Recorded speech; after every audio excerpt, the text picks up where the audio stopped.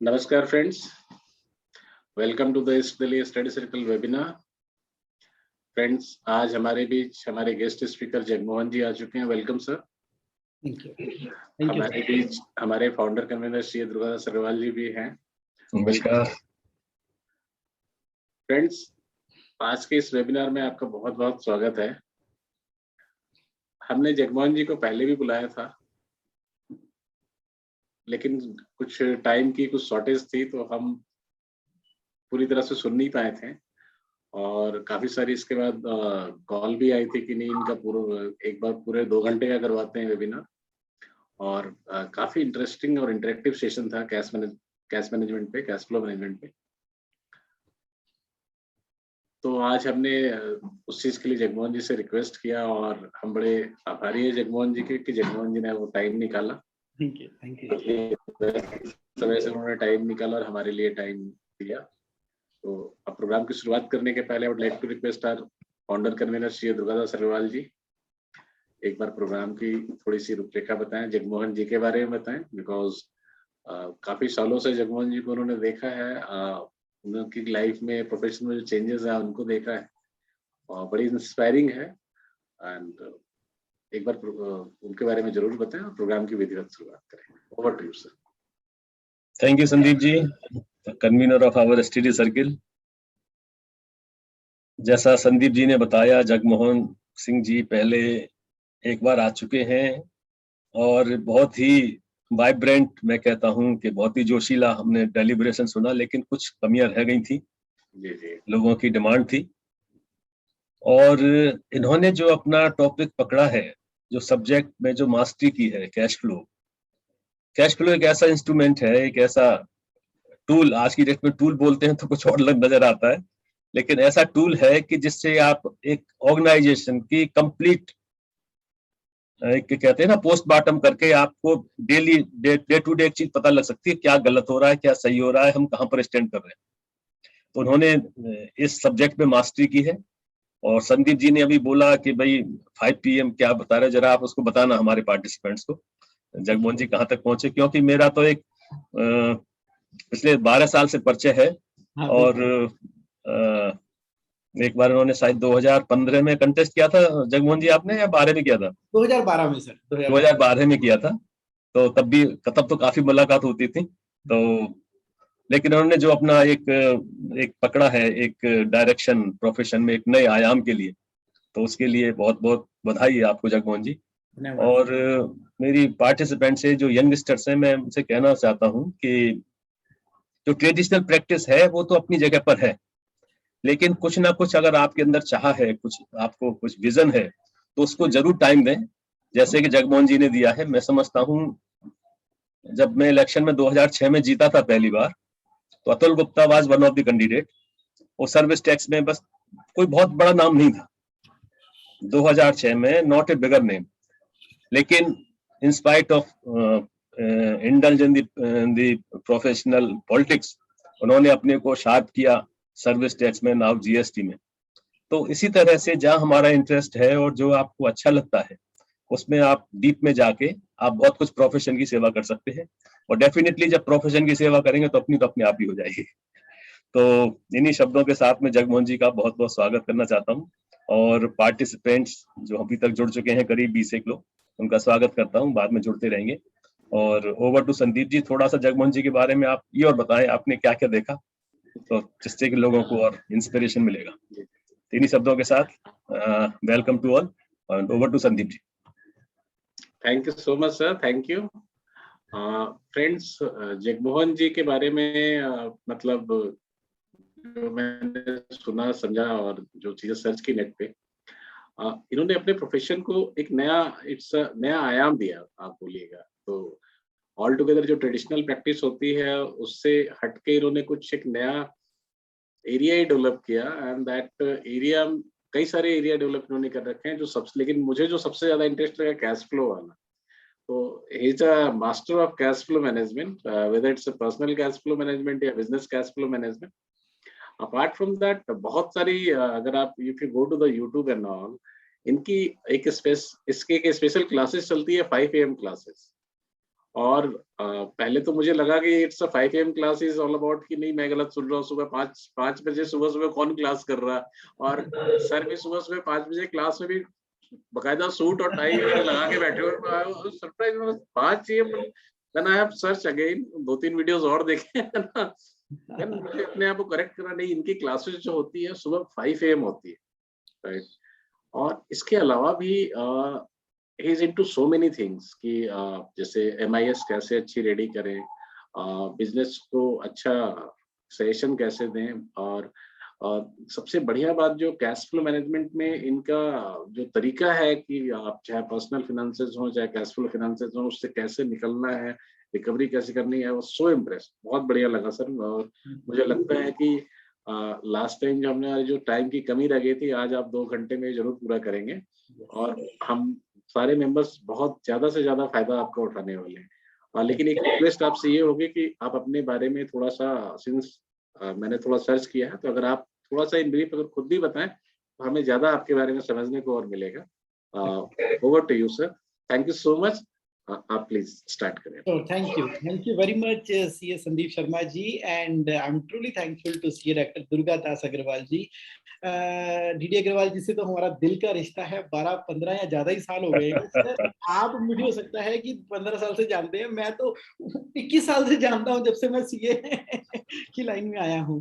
और सर के बारे में खासियत ये है, डीडी अग्रवाल जी के बारे में, ये सभी को इंकरेज करते हैं, बढ़ावा देते हैं, आगे लेके आते हैं। और जिस तरह से आप सर इंकरेजमेंट आपकी मिलती है हमें, शायद उसी वजह से ही हम डेवलप कर पाते हैं इन सब एरियाज को। Truly thank you.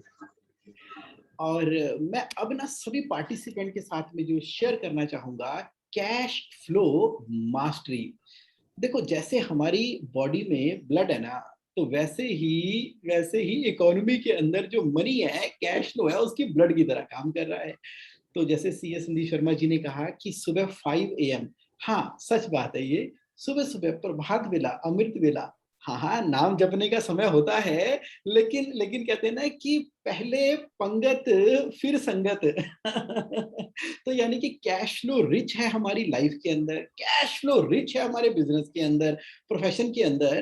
तो अब ना जिस संतुष्ट भाव से हम सेवा कर पाएंगे, तो वो भी एक बड़ा इंपॉर्टेंट भाव है। ये मैं सैटरडे 5 AM की क्लासेस करता हूँ, तो अपने बारे में मैं जरूर बताना चाहूंगा, लेकिन थोड़ा सा ना पहले जो विषय है उसको शुरू करते हुए बीच में मैं उसको लिंक करूंगा, और आपको बहुत अच्छा लगेगा, बहुत अच्छा लगेगा। क्यों?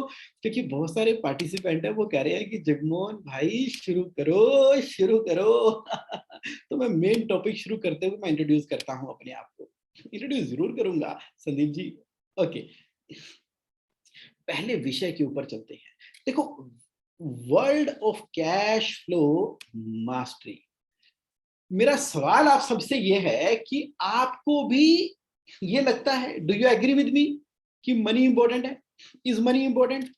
अगर आपको लगता है कि मनी इंपॉर्टेंट है, तो please type yes in the chat box. How many of you really feel that money is important? Okay, got it, got it, got it. Thank you, thank you, thank you, I got your reply. तो मुझे बताओ, क्या love important है? Yes. Health important है? Yes. Relationship important है? Yes. और money important है? Absolutely. क्योंकि जैसे ही हमारे मन ने बायस किया ना कि मनी ही सब कुछ नहीं है, लेकिन आप ये देखो कि अगर लव के साथ में मनी भी हो, तो आप अपने लव्ड वन को वो लाइफस्टाइल दे सकते हो जो आपके प्यार को नेक्स्ट लेवल पे लेके जाएगा।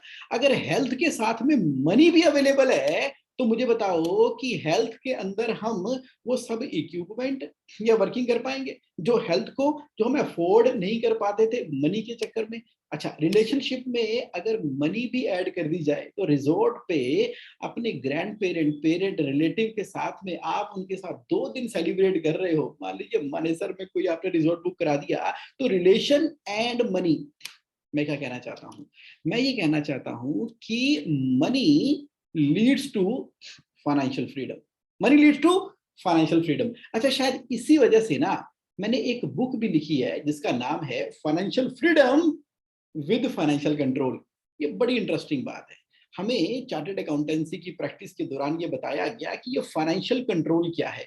तो मेरे दोस्तों, अगर हम इस फाइनेंशियल कंट्रोल को सही तरीके से लाइफ में, प्रोफेशन में, बिजनेस में इंप्लीमेंट कर रहे हैं, तो क्या हमारे पास फाइनेंशियल फ्रीडम आने वाली है।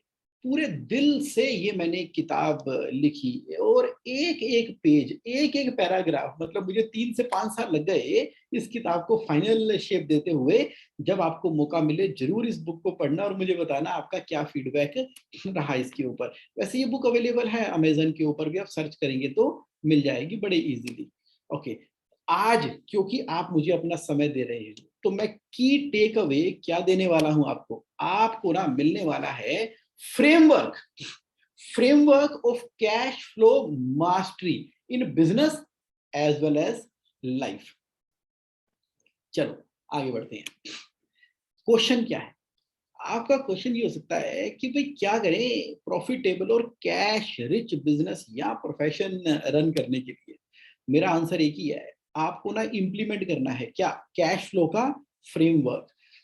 कैश फ्लो का फ्रेमवर्क अपनी लाइफ में, बिजनेस में, प्रोफेशन में इंप्लीमेंट करना है। तो सवाल ये आता है कि हाउ टू इंप्लीमेंट, कैसे करें कैश फ्लो के फ्रेमवर्क को इंप्लीमेंट। इसके बारे में ना मैं अब आने वाले समय के अंदर, जो हमारा सेशन स्टार्ट हो चुका है, बात करने वाला हूं आपसे।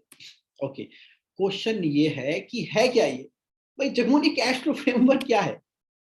चलो इसको ना एक स्टोरी के साथ में समझते हैं। Tell me, do you like story? Story पसंद है आपको? If you really like story then please type yes in the chat box. बताओ, हम रिलेट कर पाते हैं जब किसी स्टोरी के साथ में कोई विषय जुड़ जाए तो? यस, ओके, गॉट इट, ठीक है। चलो आ जाओ। तो मैं थोड़ा सा आपको बैकग्राउंड के अंदर लेके चलता हूँ। कहाँ पे? जो रूट है ना, वो डिसाइड करते हैं कि क्या फ्रूट होगा। बोए पेड़ बबूल के तो आम कहां से हुए। तो यानी कि जो हम रूट के ऊपर काम करेंगे ना, एग्जैक्टली वैसा ही फ्रूट निकल के आने वाला है। ये इस कहावत से आप पूरी तरह से अवगत हो। तो मैं कहां लेके जाऊंगा? मैं आपको ना अप ब्रिंगिंग ऑफ चाइल्ड पे लेके जाता हूं। चलो शुरू से चलते हैं। एक बच्चा जब इस संसार के अंदर आता है तो उसकी जो रिलेशनशिप विद मनी है, रिलेशनशिप विद लाइफ है, वो वहीं से ही उसको ट्रेनिंग एंड डेवलपमेंट मिलनी स्टार्ट हो जाती है। तो कैश फ्लो मास्टरी के लिए इस पॉइंट को समझना बहुत जरूरी है। क्या माँ बेटे को कह रही है, monkey outside stay at home, बेटा बाहर बंदर है बाहर बंदर, बाहर मत जाना। अब माँ क्यों कह रही है? माँ इसलिए कह रही है क्योंकि माँ एक वर्किंग वुमन है, उसको ऑफिस भी जाना है, स्कूल जाना है, बाहर जाना है। बच्चे को बोला, उसका मन है बच्चा बाहर चला गया, दुनिया बड़ी खराब है, कुछ ना कुछ खराब हो जाएगा। तो बच्चे के समझाने के लिए उसने कहा बच्चा अभी छोटा है, अभी बंदर का बहाना देके इसको घर पे रखूंगी, तो monkey outside stay at home. अब इसका इंपैक्ट क्या होने वाला है? इसके 2 तरह के इंपैक्ट हो सकते हैं। पहला है कि वो बच्चा एक फियरफुल बच्चा बन गया, उसको डर लगना शुरू हो गया। हे मेरे भगवान, माँ कह रही है तो सही कह रही है। बच्चा क्या बन गया? फियरफुल बन गया। दूसरा इंपैक्ट भी हो सकता है, वो कहता मोंगी कहाँ है बंदर कहाँ है। बच्चा दूसरा व्यू भी ले सकता है कि मोंगी कहाँ पर है, उसको एक्साइटेड हो गया। पहला बच्चा फियरफुल हो गया, दूसरा एक्साइटेड हो गया और जाके बैठ गया है बंदरों के बीच में, उसको बजाने लग गया। कहते हैं मोंकी बाहर है, चलो खेलते हैं। सेम माँ, सेम स्टेटमेंट, और एक बच्चा डर गया, एक बच्चा उसके साथ खेलना शुरू हो गया। अब इसका ना हमारी पर्सनैलिटी डेवलपमेंट के ऊपर असर पड़ना शुरू हो गया है। कैसे? ये देखो, अब बच्चा जो है थोड़ा बड़ा हुआ, टीचर मिली और टीचर ने बच्चे से क्या बोला है? 100% अटेंडेंस बेटा तुम्हारी होनी चाहिए, 95% से कम तो मार्क्स आने ही नहीं चाहिए। वो टीचर ना डांट डांट के बच्चों को समझाती है, बताती है, करती है। बच्चे के मन में क्या बैठ गया है? फियर बैठ गया है। अब उसका पढ़ाई में मन नहीं लगता, डर से पढ़ाई कर रहा है। उसको बोलता है कि रोज स्कूल आना पड़ेगा, 95% मार्क्स लाने पड़ेंगे, do only hard work. Good student जो होते हैं ना, वो क्या करते हैं? गुड स्टूडेंट हार्ड वर्क करते हैं। ऐसा उसको पीट पीट के, ठोक ठोक के, बोल बोल के बता दिया गया है। नंबर अच्छे आ गए हैं तो you are a good student. माँ भी कह रही है अरे वाह, तुम्हें 100% अटेंडेंस का अवार्ड मिला है ना, ओहो वेरी गुड, ओके ठीक है, और 95% से you are a scholar, you are a scholar batch. अब बच्चे को पता लग गया है कि झक मार के पढ़ाई करो और बन जाओ, तो इसका पर्सनैलिटी के ऊपर असर आना शुरू हो गया है। कैश फ्लो के साथ में पूरा रिलेशन है इसका। दूसरा बच्चा भी तो है स्मार्ट बच्चा, वो कहता है कि let me use my creativity. 95% number लेके आने हैं ना, मैं ले आऊंगी। वो अपने क्रिएटिव तरीकों से बादलों को देख के, तारों को देख के, पार्क के अंदर चलती हुई चींटियों को देख के, पेड़ के ऊपर लगे हुए पत्तों को देख के, फूल को देख के, दोस्तों के साथ इंटरेक्शन करके, 3 इडियट के आमिर खान की तरह चीजों को एनालाइज करके, समझ के अपनी क्रिएटिविटी को टॉप तो वो फिर भी कर जाता है। ये कौन है? मेरा स्मार्ट बच्चा। उसको मालूम है कि अटेंडेंस इंपॉर्टेंट है और अटेंडेंस उसकी अच्छी होती है, बट उसको यही नहीं मालूम कि अटेंडेंस ही इंपॉर्टेंट होती है। अटेंडेंस इसलिए इंपॉर्टेंट थी क्रिएटिव बच्चे को मालूम है, ताकि उसको वो इन्वायरमेंट मिले जहां पर अपनी क्रिएटिविटी यूज करे। अब देखो, ये बच्चा झक मार के पढ़ रहा है और ये क्रिएटिविटी के ऊपर पढ़ रहा है। आज टुडे जो ना हमारी, सुन लो मेरी बात, समझ लो, आज जो भी हमारी पोजीशन है हमारे प्रोफेशन में, हमारी कैश जो पोजीशन है, कहीं ना कहीं हमारे बिजनेस के अंदर, जो पास्ट के अंदर हमें स्कूल टाइम में, कॉलेज टाइम के अंदर वो सामने वाली बातों को जो सब कॉन्शियस माइंड में जिस तरीके से लिया है ना कहीं उसका सीधा सीधा इफेक्ट किसके ऊपर आ रहा है? कैश फ्लो की मास्टरी के ऊपर आ रहा है। तो आपने कहा जगमोहन आगे बढ़ो, ठीक है आगे बढ़ते हैं, आगे बढ़ते हैं, लेट मी गो फर्दर, ठीक है, तो आगे बढ़ते हैं। देखो ऐसा है, अब स्कूल के बाद क्या आ गया? कॉलेज। कॉलेज में तो सीधा सीधा हमारे प्रोफेसर साहब ने कह दिया कि जिंदगी बड़ी टफ है, गेट गुड ग्रेड्स, कैंपस के इंटरव्यू की तैयारी कर लो और वहां से आपको अच्छी जॉब मिल जाएगी। Get good grades and get good job, उसकी तैयारी के अंदर धन धनाधन लग गए। तो क्या नजर आ गया? लाइफ टफ है भाई। कॉलेज के अंदर बड़ी टफ तरीके से पढ़ाई की और उसके बाद सीए की पढ़ाई भी बड़े टफ तरीके से की। उसको पता है कि एमएनसी कंपनी के अंदर जॉब करनी है, वर्किंग करनी है, हार्ड वर्क करना है, क्योंकि लाइफ बड़ी टफ है। जॉब कर रहे हैं, फिर उसके बाद दूसरी जॉब में चले गए हैं, उसके बाद एक और जॉब में चले गए हैं। उसके बाद क्या हो रहा है? माँ कह रही है बच्चा बड़ा हो गया है तो शादी हो जाएगी। शादी के बाद बच्चे ने तो आना ही आना है इस दुनिया में, ये नेचुरल लॉ ऑफ प्रोसेस है। अब बच्चे आ गए हैं तो घर में कार की रिक्वायरमेंट भी बन पड़ी है और घर भी तो बड़ा चाहिए। अगर हमारा छोटा है तो बड़ा चाहिए, अगर किसी एक्स एरिया में है तो पॉश एरिया में चाहिए, पॉश एरिया में छोटा है तो बड़ा चाहिए, अगर बड़े जगह पर एरिया है तो किसी दूसरी स्टेट या सिटी के अंदर चाहिए। ये तो चक्रव्यूह चला गया। अब बच्चे हो गए हैं, उनकी भी तो एजुकेशन पूरी करनी है, अब बच्चे की भी मैरिज करनी है, and so on. Life is tough, ये कॉलेज ने बता दिया कॉलेज ने। ये मनी का चक्रव्यूह अब शुरू हो गया है पर्सनल लाइफ के ऊपर। तो क्या करें? Bye bye tough life. Tough life खत्म। मतलब इसी चक्रव्यूह के अंदर जिंदगी के कब 50 60 70 साल निकल गए और हैप्पी बर्थडे हो गया। तो शुरुआत कहां से हुई थी? माँ ने बंदर से डराया था और उसके बाद टीचर ने अच्छे मार्क्स लाने के लिए दिए थे, फिर ऐसे रेलम पेल में पहुंचे कि समय ही नहीं मिला, कहाँ निकल गई जिंदगी। लेकिन कॉलेज के बाद लाइफ एडवेंचरस भी तो हो सकती है।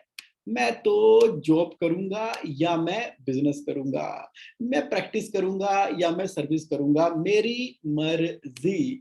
क्यों? मैं किसी बिगर प्रॉब्लम को सोल्व करूंगा। अगर मैं चार्टर्ड अकाउंटेंट हूं और ट्रांसफर प्राइसिंग के अंदर बड़े बड़े पेचीदा पेज हैं, तो एज ए चार्टर्ड अकाउंटेंट मैं ट्रांसफर प्राइसिंग के ऊपर स्पेशलाइजेशन करूंगा। मैं गैप के ऊपर, जनरली एक्सेप्टेड अकाउंटिंग प्रिंसिपल के ऊपर पूरी रिसर्च करके कुछ ऐसा पॉइंट निकालूंगा, मैं कोई ऐसा सॉफ्टवेयर डेवलप करूंगा एज ए चार्टर्ड अकाउंटेंट कि जितने भी वर्ल्ड में जितने भी कंट्रीज हैं, उनकी एक ही क्लिक के ऊपर बैलेंस शीट है उस कंपनी के लॉ के हिसाब से बन जाए, क्योंकि ये करने में बहुत समय लगता है। मैं तो कुछ भी कर सकता हूं। सोचो ना आप, लाइफ इज एन एडवेंचर। अगर ये एडवेंचर की तरफ बात चली गई जिसका सीधा इंपैक्ट है आपके कैश फ्लो के ऊपर, तो क्या बन गया? शादी करेंगे, बिल्कुल करेंगे, बच्चे भी होंगे, कार भी लेंगे और घर भी लेंगे और बच्चों की एजुकेशन भी करेंगे और बच्चों की मैरिज भी करेंगे और एक दिन दुनिया को बाय बाय भी करेंगे। लेकिन लाइफ क्या है? एडवेंचर है। तो पॉइंट मैं क्या देना चाहता हूं, सेम सिचुएशन के अंदर हमारा माइंड ना हमेशा दोनों तरफ भागता है, नेगेटिव थॉट की तरफ भी भागता है, पॉजिटिव की तरफ भागता है। अगर हमने कॉन्शियसली डिसीजन नहीं लिया, सुन लो मेरी बात, अगर हमने कॉन्शियसली डिसीजन नहीं लिया तो ये दिमाग हमेशा नेगेटिव की तरफ भागता है। ये रियल लाइफ एग्जांपल मैं आपके सामने शेयर कर रहा हूं। तुम बाय बाय अमेजिंग लाइफ से जाएंगे ना, बोलेंगे यार बंदे ने क्या कर दिया, यार क्या कर दिया, ट्रांसफर प्राइसिंग के एरिया को ही ट्रांसफॉर्म कर दिया, इन्हें तो ऐसे ऐसे सॉफ्टवेयर बना दिए, क्या कर दिया, कमाल कर दिया। तो आपके दिल का जो फेवरेट पैशन एरिया है ना, पकड़ लो उसको और लाइफ को बना दो एडवेंचर, और अमेजिंग होनी चाहिए हमारी लाइफ। इसके अंदर कैश फ्लो देखना कैसे निकल निकल के आएगा। लेकिन अब मैं आपको लेके जा रहा हूं मुकेश की स्टोरी के ऊपर। मुकेश, अब ये कौन है मुकेश? मुकेश जो है ना, उसकी माँ ने उसको बंदर की स्टोरी सुनाई थी। अब मुकेश डर गया। मुकेश के स्कूल टीचर ने कहा कि 100% अटेंडेंस होनी चाहिए, 95% मार्क्स आने चाहिए, और टीचर का वो गुड हार्ड वर्किंग रोबोट बन चुका है। कौन? हमारी कहानी का पात्र मुकेश। मुकेश ने जब कॉलेज कंप्लीट किया जैसे तैसे करके, तो उसको पता लग गया कि भैया लाइफ तो बड़ी टफ है। अब मुकेश क्या कर रहा है? मुकेश क्या कर रहा है? मुकेश आज की डेट में ना एक म्यूजिक टीचर बन गया है, और उसको एकदम क्लियर है कि लाइफ टफ है, और उसका प्रोबेबल ऑलमोस्ट सर्टेन फ्यूचर पता क्या है मुकेश का? मुकेश ने कहा फ्यूचर क्या है? मुकेश को पता लग गया है कि मैरिज करेंगे।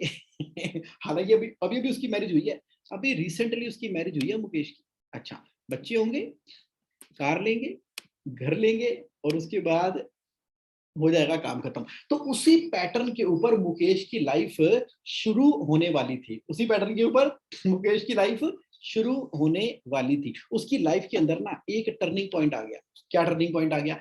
मुकेश की लाइफ में हम एक टर्निंग पॉइंट ये लेकर आ रहे हैं कि उसने ना एक किताब पढ़ ली। Financial freedom with financial control. उसको बंदर की कहानी समझ आ गई। अरे बाप रे, मैं तो चीजों को इस तरीके से लेके चल रहा था, ये मेरा पर्सपेक्टिव था। लेकिन इतनी आसानी से नहीं बदली मुकेश की लाइफ। जरा उसको ना स्टेप बाय स्टेप देखते हैं। अब जैसे कॉलेज से निकला, प्रोफेशनल एजुकेशन पूरी की, तो उसने ट्यूशनें पढ़ानी शुरू कर दी। ट्यूशनें भी क्या, म्यूजिक उसका फेवरेट एरिया था, तो वो मिनी स्टोर खोल लिया उसने म्यूजिक का। तो मैं जो स्टोरी बताऊंगा मुकेश की फाइनेंशियल सक्सेस की, कि कैसे वो मिनी स्टोर से मिलेनियर बन गया कैश फ्लो के एरिया के अंदर मास्टर करते हुए, जिससे कि आप इससे रिलेट कर पाएंगे। सुनो सुनो, शुरू करते हैं। ये देखो, ये है हमारा भाई मुकेश। ये लोधी गार्डन में सुबह सुबह जॉगिंग कर रहा है, भाग रहा है, जॉगिंग कर रहा है। सुबह का टाइम है 7 बजे का। अब जॉगिंग करते करते जैसे ये बाहर निकल कर आया ना, तो उसने देखा बाहर एक कार के अंदर एक परेशान से भाई साहब खड़े हैं, बिल्कुल इस तरीके से, बड़ा परेशान है।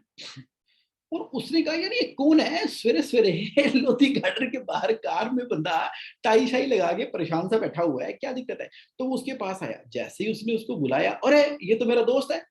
ये तो उसका दोस्त था। उसने कहा अरे भैया सुबह सुबह आप यहाँ पे कैसे मेरे भाई दोस्त? तो कहता है क्या करूं यार, मैं ना एयरपोर्ट जा रहा हूँ, और आपको पता है एयरपोर्ट जाने में यहाँ से कम आधा घंटा लगना है, तो मेरी फ्लाइट उसके बाद है। लेकिन मेरा जो पर्स है ना वो घर पे रह गया। उस पर्स के अंदर 8,000 रुपए थे। कितने थे? 8,000 रुपए थे। अगर मैं गाड़ी मोड़ के वापसी अपना पर्स लेने के लिए जाता हूँ तो फ्लाइट मिस हो जाएगी। अगर नहीं जाता हूँ, वैसे चला जाऊंगा, तो मुझे पैसों की रिक्वायरमेंट तो है ही है, तो वहां फिर मैं मारा मारा फिरूंगा, क्योंकि सारे एटीएम वेटीएम कार्ड उसी के अंदर ही पड़े हुए हैं। सिर्फ मेरे पास पासपोर्ट और टिकट है, मतलब टिकट ही है, डोमेस्टिक ट्रैवल कर रहा था। तो क्या करूं? तो मुकेश ने कहा छड़ी यार, क्या दिक्कत है, ये लो पकड़ो, मैं तुम्हें देता हूँ। मुकेश बैठा उसके साथ गाड़ी में, किसके साथ? इस पर्सन के साथ गाड़ी में बैठ गया। बैठ के चले सामने आईसीआईसीआई बैंक के एटीएम के अंदर। मुकेश ने अपनी जेब से कार्ड निकाला, 8,000 रुपए निकाल के उसके हाथ में पकड़ा दिया। तो भाई दौड़ फटाफट से, निकल निकल और पहुंच एयरपोर्ट, ताकि तू लेट ना हो जाए। तो इससे पहले कि वो उतरता, तो उसने क्या किया, गाड़ी में से ना उसने पिछली डिग्गी में से ना एक बैटरी निकाली। क्या निकाली? बैटरी। एक कार की बैटरी होती है, वो बैटरी निकाली, इसके हाथ में पकड़ा दी मुकेश के। मुकेश कहता ये क्या, तुम मेरे हाथ में बैटरी क्यों दे रहे हो? कहता ये बैटरी है, देखो मैंने ना आज तक किसी उधार नहीं लिया, और मैं लेता भी नहीं हूँ, लेकिन मेरा प्रिंसिपल है, तुमने मुझे 8,000 रुपए दिए ना, वैसे ही याददाश्त के तौर पे ये बैटरी अपने पास रख ले, जब मैं महीने 1.5 महीने बाद वापस आऊंगा तो मैं तुम्हें 8,000 रुपए दूंगा और बैटरी ले लूंगा। अरे मुकेश कहता है क्या बात कर रहे हो यार, तूने दोस्ती पे कलंक लगा दिया, कलंक लगा दिया, मैं नहीं रख रहा ये बैटरी। ऐसा थोड़ी होता है, दोस्त दोस्त के काम आता है, ये दोस्ती है यार अनमूल्य, ऐसे कैसे। तो कहता लेट होगा लेट होगा लेट होगा, फटाफट दोस्त बैठा गाड़ी में, भ्रूम निकल गया। अब मुकेश के अपने हाथ में एक बैटरी पकड़ी हुई है, अब बैटरी पकड़ के मुकेश देख रहा है, कहता चलो ठीक है, नई बैटरी थी, क्योंकि उसका जो दोस्त था ना, वो दोस्त जो है वो एक गाड़ियों की बैटरियों का एक होलसेल डिस्ट्रीब्यूटर है। होलसेल डिस्ट्रीब्यूटर का क्या मतलब है? होलसेल डिस्ट्रीब्यूटर का मतलब ये है कि वो बैटरियां कंपनी की तरफ से आती हैं, उसका एमआरपी 12,000 रुपए का है, 12,000 रुपए में बैटरी बिकती है। अच्छा, और उसका जो डीलर प्राइस है वो 10,000 रुपए का है। अब वो चीज मुकेश को 8,000 रुपए में पकड़ा के चला गया। तो जाते जाते क्या गया था, अगर तूने बेचनी हो ना तो बेच दियो ये वाली, वैसे इसकी जो डीलर प्राइस है वो 10,000 का है, एमआरपी 12,000 रुपए की है। तो मुकेश ने कहा अच्छा ओके, तो मतलब मौका नहीं मिला ना बात करने का, वो निकल ही गया। अब हुआ क्या, अब मुकेश जो है बैटरी हाथ में पकड़े पकड़े अपने घर पहुंच गया। जैसे ही घर पहुंचा तो वहां वाइफ और उसके मामा जी, वाइफ और मामा जी आए हुए हैं, लखनऊ में रहते हैं मामा जी, उसके घर पे बैठे हैं, नाश्ता कर रहे हैं। तो मुकेश ने कहा व्हाट अ प्लेजेंट सरप्राइज मामा जी, आप लखनऊ से यहाँ। तो उसकी वाइफ ने कहा हाँ सुबह सुबह मामा जी आए हैं, तो मैंने उनके लिए चाय नाश्ता बनाया, आप भी बैठो ना। तो बैठे नाश्ता करने लगे, और बातों बातों में एक बात निकली। क्या बात निकली? मामा जी कहते हैं मेरी जो गाड़ी है ना, उसकी ना मुझे बैटरी लेनी है, यहाँ से बैटरी लेनी है, वो ना खराब हो गई है, तो मैं सोच रहा था इस ब्रांड की बैटरी ले लूं। अरे बाप रे, मुकेश कहता what a coincidence, what a coincidence मामा जी, सुबह मेरा एक दोस्त मुझे मिला और मुझे बैटरी दे गया, और ये बैटरी लगता है भगवान ने आप ही के लिए दी थी, दिखाओ गाड़ी कहाँ पर है। मामा जी की गाड़ी का बोनट खोला, बैटरी रखी, फिट की, ओके करके, मामा जी खुश, भांजा खुश, चलो जी अपना। फिर भांजा तैयार व्यार होके अपने मिनी स्टोर चला गया, म्यूजिक स्टोर के अंदर, और मामा जी जो है अपना निकल गए आगे।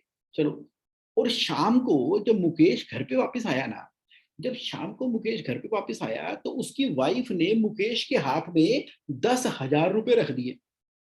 तो मुकेश ने कहा ये 10,000 रुपए किस चीज के हैं? तो उसकी वाइफ कहती वो सुबह मामा जी आए थे ना।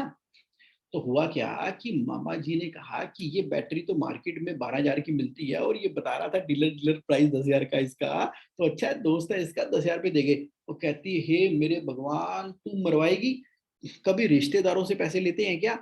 रिश्तेदारों से कभी पैसे नहीं लेते। कल को हम किसी शादी ब्याह में जाएंगे ना, सिर्फ यही चर्चे हो रहे होंगे कि मुकेश ने मम्मा जी से पैसे ले लिए। अरे पैसे नहीं लेने थे, लड़ाई होगी दोनों के आपस में। तो उसकी वाइफ कहती क्या दिक्कत है, सुबह आप बता ही तो रहे थे ना कि वो 12,000 रुपए की बैटरी मामा जी खरीदते, उससे बेटर है कि हमने 10,000 रुपए की दे दी उनको, और 2,000 रुपये बचे ही है ना मामा जी के। अच्छा आपको ये बैटरी 8,000 रुपए की पड़ी, और हमने उनको 10 की दे दी, तो 2,000 रुपए। तो देखो जी हमारे मायके में तो ये कहते हैं शुभ लाभ, शुभ लाभ सभी का फायदा है। शुभ लाभ का क्या मतलब होता है? सभी का बेनिफिट होना चाहिए, हम एक समाज में रहते हैं, तो उनका बैटरी की जरूरत थी, हमने 2,000 सस्ती बैटरी उनको दे दी। कहती भगवान तुम समझोगी नहीं, रिश्तेदारी में धंधा नहीं करने का, नहीं लड़ाई होगी दोनों की। और मुकेश ने तो रात को खाना ही नहीं खाया, नहीं खाना खाया, और सुबह जो था वो फटाफट से ना बिना कुछ नाश्ता किए सड़ बल के ना खटाक करके अपने म्यूजिक स्टोर में चला गया, और पार्क में भी नहीं गया, सीधा म्यूजिक स्टोर में चला गया, और अपनी वाइफ को कोसता रहा, ये मरवाएगी, ये लड़ाई डलवाएगी, मेरी माँ को पता लगेगा तो बोलेगी कि भाई से क्या ले लिया तुमने, क्यों ले लिया, ला ला ला ला ला ला ला ला। मेरे दोस्तों बिजनेस की दस्तक हो चुकी है, दस्तक हो चुकी है, बताता हूं कैसे। मुकेश जब अपने मिनी स्टोर में गया और आराम से बैठा हुआ है, तो उसकी एक आदत थी, अपने स्टोर में जब वो बैठ जाता था ना, तो वो कोई ना कोई अपना मन पसंदीदा गाना लगा लेता था। वो कुर्सी पे बैठ गया और उसने एक गाना ऑन कर दिया। अब गाना कौन सा था? गाना था उसका फेवरेट। हो सकता है कभी इस जमाने में आपका भी फेवरेट रहा हो। उसने गाना लगा दिया नीले नीले अंबर पे चांद जब छाए, है ऐसा कोई साथी हो, पीछे background done done done done done done done, music चल रही है और ये अपने मुकेश भाई बैठे हैं, सोच रहे हैं, अचानक से उनको आइडिया आता है, कहते यार बात तो सही कह रही थी मेरी वाइफ, मामा जी को तो हमने फायदा ही कराया ना, मामा जी को तो फायदा ही कराया, वो 12,000 रुपए की बैटरी लेने आए थे, मैंने 10,000 रुपए की दे दी। और देखा जाए वो दोस्त मेरा मुसीबत में था तो उसको 8,000 रुपए चाहिए थे, उसको क्या फर्क पड़ता है, वो तो उसको तो 7,000 रुपए की चीज पड़ती है, वो बता रहा था, और वो तो होलसेल डीलर है, तो उसने मेरे को 8,000 रुपए की दे दी, और बाकी डिस्ट्रीब्यूटर में 10,000 का रेट है, तो क्या दिक्कत है। तो जब उसके दिमाग में ये बात समझ आ गई ना, ऐसे ही होता है।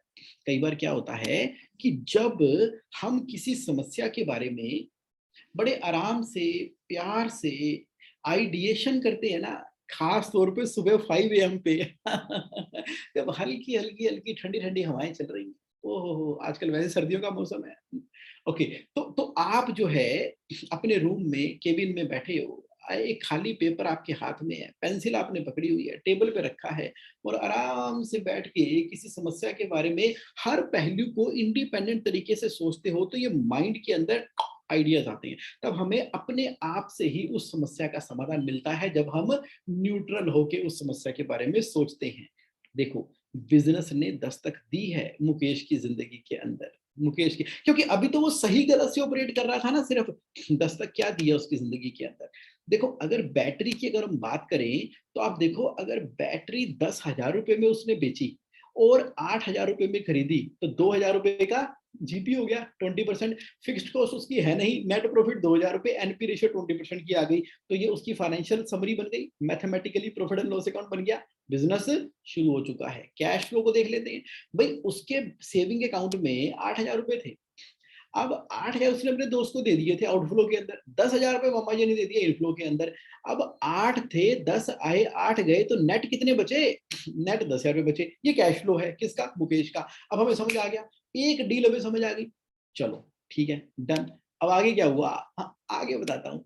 अब मुकेश की जिंदगी ठीक चल रही है, अचानक मामा जी का फोन आता है, महीने 2 महीने बाद, वो बेटा, वो तूने जो बैटरी दी थी ना, वो बड़ी कमाल की बैटरी थी, इतनी हाई क्वालिटी बैटरी। हमारी एक किटी पार्टी चल रही थी बेटा, किटी पार्टी के अंदर ना मैंने अपने दोस्तों को बताया कि ऐसे ऐसे मैं दिल्ली गया था, मेरा मेरा मेरा भांजा मुकेश है, उसने बढ़िया बैटरी दी, वो सारे के सारे दोस्त मेरे पीछे पड़ गए, एक एक बैटरी हमें भी चाहिए।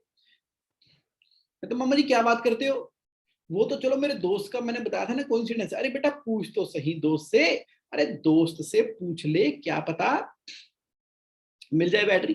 अच्छा, चलो मामा जी आप कहते हो, अब मामा जी को कौन मना करे, तो फोन दोस्त को फोन किया, तो यार वो बैटरी उस दिन आपने दी थी ना, मैंने आपको बताया था कि मैंने मामा जी को दे दी और आपने कहा था बढ़िया हो गया, तो यार 10 बैटरियां और मिल सकती हैं उसी उसी रेट पे उसी रेट का मतलब है 8,000 रुपए के ऊपर। तो दोस्त कहता है कमाल है यार, बिल्कुल मिल जाएंगी, मैं 10 बैटरी तेरे को भिजवा देता हूँ। तो उन्होंने उठा के 10 बैटरियां मुकेश के घर पे भिजवा दी। मुकेश सोच रहा है कि मैं इसको भेजू कैसे, उसने कोरियर कंपनी से बात की, कोरियर कंपनी बोलती है 100 रुपए लेगी एक बैटरी का, 10 बैटरियों के 1,000 रुपए, चलो भेज दी उसने लखनऊ के अंदर। तो अब बिजनेस ने दस्तक दे दिया उसकी जिंदगी के। किस तरह से, देखो अब 10 बैटरियों का मतलब क्या हुआ, एक बैटरी 10,000 रुपए की, 10 बैटरियां 1,00,000 रुपए की, अब 80,000 रुपए की कॉस्ट हो गई, क्योंकि एक बैटरी 8,000 रुपए की है, 10 बैटरियां 80,000 रुपए की।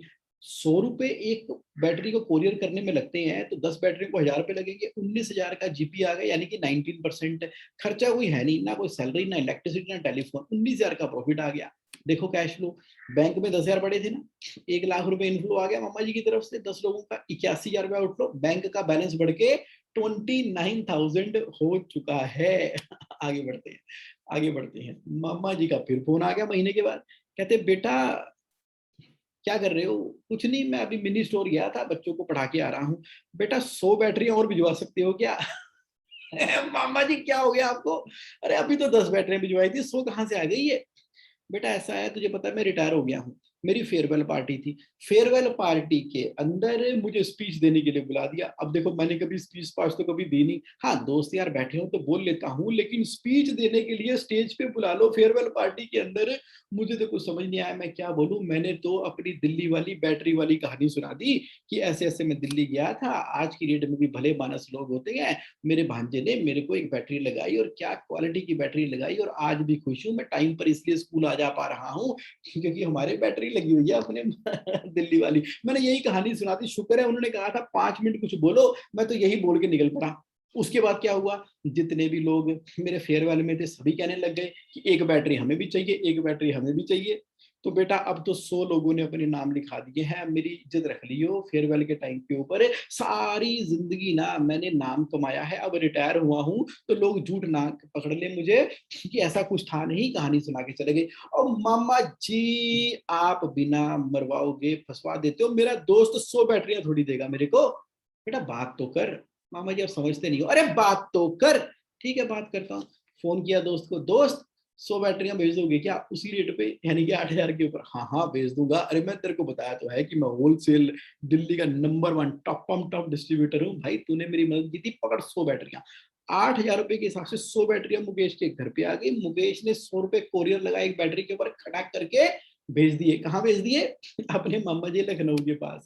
चलो जी, अब देखिए फाइनेंशियल समरी क्या कहती है। अगर 100 बैटरियां हम बेचते हैं तो 10 लाख का रेवेन्यू हो गया, 8,10,000 की कॉस्ट हो गई, 1,90,000 का प्रॉफिट हो गया, जो कि 19% का जीपी है। खर्चा कुछ लगा नहीं, ना सैलरी, ना इलेक्ट्रिसिटी, ना टेलीफोन। नेट प्रॉफिट 1,90,000 का। एनपी रेशो 19% की। बैंकों की पोजीशन क्या है? 29,000 पड़े हुए थे, 10 लाख रुपए आ गए, 8,10,000 चले गए। अब बैंक में ना 2,19,000 हो चुके हैं। देखो एक मुकेश के अंदर 3 ट्रांजेक्शन हो गई बिजनेस की, 1 बैटरी, 10 बैटरी, 100 बैटरी। इस समय तक ना मुकेश का दिमाग ना ठनक चुका था, ठनक ठनक ठनक। कैसे ठनक गया था? उसको लगा यार बात तो सही है, इसका मतलब है लखनऊ की मार्केट के अंदर अच्छी बैटरियों की डिमांड तो है। लखनऊ की मार्केट के अंदर 10,000 रुपए का प्राइस बैंड तो है। इसका मतलब ये है कि अगर ये बैटरी 10,000 रुपए के प्राइस बैंड के ऊपर प्रोवाइड कर दी जाए तो वहां तो अबंडेंस ऑफ डिमांड हो सकती है। तो मैं एक बार ट्राई करके देखता हूँ। उसने ना अभी रिसेंटली कोई डिजिटल मार्केटिंग का कोर्स किया था, जिसके अंदर फेसबुक एड और लिंक्डइन एड और एडवर्ड और ये पिक्सल, ये सब चीजें उसको समझ में आती थी। उसको डिजिटल मार्केटिंग मैनेजर भी समझ में आता था, क्योंकि वो अपनी मिनी स्टोर की दुकान के लिए कुछ ना कुछ एक्सपेरिमेंट करता रहता था, क्योंकि उसने फेसबुक के ऊपर देखा था। उसने कहा क्यों नहीं एक तुक्का मार के देखते हैं, भाई मेरे बैंक में 2,19,000 तो पड़े हुए हैं, एक तुक्का मार के देखते हैं। तो हम जरा मार्केटिंग को एक्सप्लोर करके देखते हैं कि लखनऊ के अंदर ऑर्डर पकड़ने की कोशिश करते हैं कि कितने ऑर्डर मिल सकते हैं। बस फिर क्या था, उसने क्या किया, डिजिटल मार्केटिंग मैनेजर अपॉइंट किया, उसकी सैलरी रखी 20,000 रुपए। डिजिटल मार्केटिंग के ऊपर 30,000 रुपए खर्च दिए उसने, फेसबुक एड वगैरह के ऊपर। और एक सेल्समैन रख लिया फोन पे बात करने के लिए 25,000 रुपए वाला, क्योंकि उसके दिमाग में क्या था, कुछ करिए कुछ करिए, नस नस मेरी बोले कुछ करिए। होता है ना ऐसा ही, जब हम कुछ करना चाहते हैं अंदर से आवाजें आती है, यूनिवर्स सिग्नल देता है। तो अब उसने क्या किया, 200 बैटरियों का ऑर्डर पकड़ लिया। दोस्त को बोला कि भाई भेज दे। उसने भेज दी, क्योंकि वो तो होलसेल डिस्ट्रीब्यूटर है, उसको तो चाहिए। सेल किसे पसंद नहीं है? उसको तो 7,000 की चीज थी 8,000 में बिक रही है, उसका तो बैठे बैठे 2 लाख का प्रॉफिट हो गया उसके दोस्त का। और यहाँ मेरे दोस्त का कितना बेनिफिट हुआ, मुकेश का? 200 बैटरियां 20 लाख की, उसकी कॉस्ट कितनी आई? 16,20,000 रुपए की। भाई 8,000 की बैटरी गुणा 200 इजिकल टू 16 लाख, 100 रुपए भेजने के 20,000 रुपए। अच्छा अब फिक्स्ड कॉस्ट भी तो होगी। कौन कौन सी फिक्स्ड कॉस्ट होगी ये देख लो। डिजिटल मार्केटिंग मैनेजर के 20,000 रुपए, डिजिटल एक्सपेंस 30,000 रुपए, 20 जमा 30 50 हो गए, 25,000 सेल्स में 75,000। तो 75,000 का खर्चा माइनस करेंगे, 3,05,000 रुपए का प्रॉफिट, जो कि 15% है। और कैश फ्लो की पोजीशन क्या है, 2,19 थे, 20 आए, 16,95 गए, अब बैंक में 5,24 हो चुका है। ये दिल मांगे मोर, ये दिल मांगे मोर। उसने कहा बढ़ाओ खर्चा बढ़ाओ, एक गोडाउन ले लिया 40,000 रुपए का, उसका बिजली का बिल आता है 5,000 रुपए का, टेलीफोन का 2,500 रुपए, एक स्टोर कीपर भी रख लिया 10,000 का, रिसेप्शनिस्ट बिठा दी 10,000 के अंदर, अकाउंटेंट ले लिया 15,000 के अंदर। पहले दिन से ही उसने अकाउंट्स की इंपॉर्टेंस को समझा है, और अकाउंटेंट ले लिया 15,000 रुपए का, और 400 बैटरियां उसने बुक कर दी हैं। क्योंकि डिजिटल मार्केटिंग मैनेजर तो है ही है 25,000 वाला, और 30,000 रुपए खर्चे तो कर ही रहा था, सेल्समैन भी उसके पास है। तो सारे मिला मिलू के उसके खर्चे कितने हो गए, 1,77,500 रुपए के हो गए। लेकिन बैटरियां बेच दी 40 लाख रुपए की, टीवीसी आ गया 32,40,000 रुपए का, जीपी वही 19% है, 7,60,000 रुपए का। खर्चा माइनस कर दो 1,70 का, तो भी 5,82,500 बच जाते हैं। यानी कि 5,24,000 रुपए का जो बैलेंस है ना उसके पास, 40 आए 34 गए, अब बैंकों में कितने हो गए हैं? 11,06,500। यानी कि कैश फ्लो ने, बिजनेस ने मुकेश की लाइफ में एंटर करना शुरू कर दिया। मुकेश कह रहा है यार मजा आ गया, थोड़ी पकड़ बननी शुरू हो गई है प्रॉफिटेबिलिटी और कैश फ्लो के ऊपर। उसने कहा कि मैं ऐसा क्यों ना करूं कि ये जो बैटरियां मैं 400 बेच पाता हूं, जरा बाकी जगह भी जाने की कोशिश करूं। और बैटरी बनाना तो बहुत आसान होता है, बैटरी में तो असेंबलिंग होती है। लेड लिया, पूरा सेटअप बनाया, उसको असेंबलर पेच पुच काटे, बैटरी बेसिकली असेंबल होती है। तो उसने कहा, अपने दोस्त से बात की कि दोस्त दोस्त मैं भी बैटरियां असेंबल करना चाहता हूँ। दोस्त कहता है कर ले यार, मैं तो शौक से बिजनेस कर रहा था, तू मेरा भी बिजनेस संभाल ले, कोई दिक्कत नहीं है, तो असेंबलिंग कर ले, नो प्रॉब्लम। अब उसने क्या किया, बैटरियों को असेंबल करना शुरू कर दिया है। उसने 1,000 बैटरियां मैन्युफैक्चरिंग करने की यूनिट लगा दी। क्या करना पड़ा उसके लिए? एक फैक्ट्री उसने 1 करोड़ में ली, 40 लाख रुपए तो अपनी कैपिटल से लगा दिए, 60 लाख का बैंक का लोन ले लिया, देखी जाएगी। अब 1,000 बैटरियों का हिसाब लगा लो, 1 करोड़ की सेल, 71 लाख का टीवीसी। अब देखो जीपी 19% से बढ़ के 29% हो गया है। क्यों? क्योंकि बैटरी की कॉस्ट डाउन आ गई है ना, क्योंकि मैन्युफैक्चरिंग करेंगे। लेकिन खर्चे बढ़ गए उसके, 12,78,000 रुपए के खर्चे बढ़ गए, तो क्या दिक्कत है? 16,21,000 का प्रॉफिट तो फिर भी कमा गए। कैश फ्लो देखो, 11,06,000 बैंक में थे और इनफ्लो आया 2 करोड़ का, 1 करोड़ रुपए कैपिटल इनफ्लो आया, जो 1 करोड़ रुपए वहां चले गए कहाँ?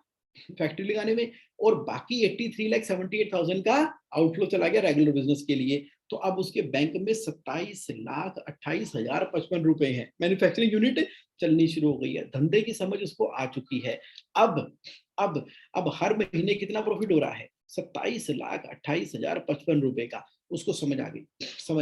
अब जो मजाक मजाक में मामा जी के साथ बैटरी का बिजनेस शुरू हुआ था, बातचीत हुई थी, अब वो एक पूरा बिजनेस का रूप धारण कर चुका है। क्योंकि यहाँ पे कैलकुलेशन समझ आ चुकी है कि इनफ्लो एडवांस में लेना है और आउटफ्लो पेबल पे लेना है। 30 टू 45 टू 60 डेज की पेमेंट टर्म के ऊपर हम अपने वेंडर सप्लायर को पेमेंट करेंगे, सैलरी महीने के बाद पे करेंगे, लेकिन जो बैटरियां जाएंगी एडवांस के ऊपर ही जाएंगी। समझ आनी शुरू हो गई है। अब उसने कहा कि और प्रॉफिट कैसे बन सकता है, और प्रॉफिट कैसे बन सकता है? अब मार्केट में तो 1,000 बैटरियां बिक रही हैं, प्रॉफिट कैसे बने? अब उसने ना नई आइडियाज के ऊपर काम करना शुरू किया सेम बिजनेस के अंदर।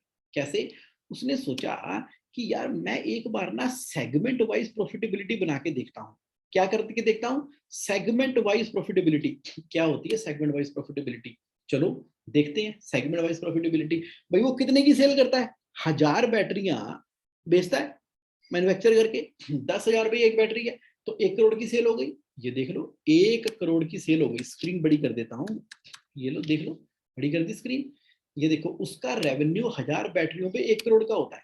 अब बैटरियां वो 3 तरह की बेचता है, कार की बैटरी है, ई रिक्शा की बैटरी है, मोबाइल की बैटरी है। क्योंकि समय के साथ साथ जब यूनिट लगाई ना, तो उसने ई रिक्शा की और मोबाइल की बैटरी भी शुरू कर दी थी। 1 करोड़ की सेल करता है। मान लो बराबर बराबर सेल करता था। कार की बैटरी में तो 29% का जीपी आता है, ई रिक्शा में 35% का जीपी आता है, और मोबाइल में 23% का जीपी आता है। एवरेज 29% का आता है।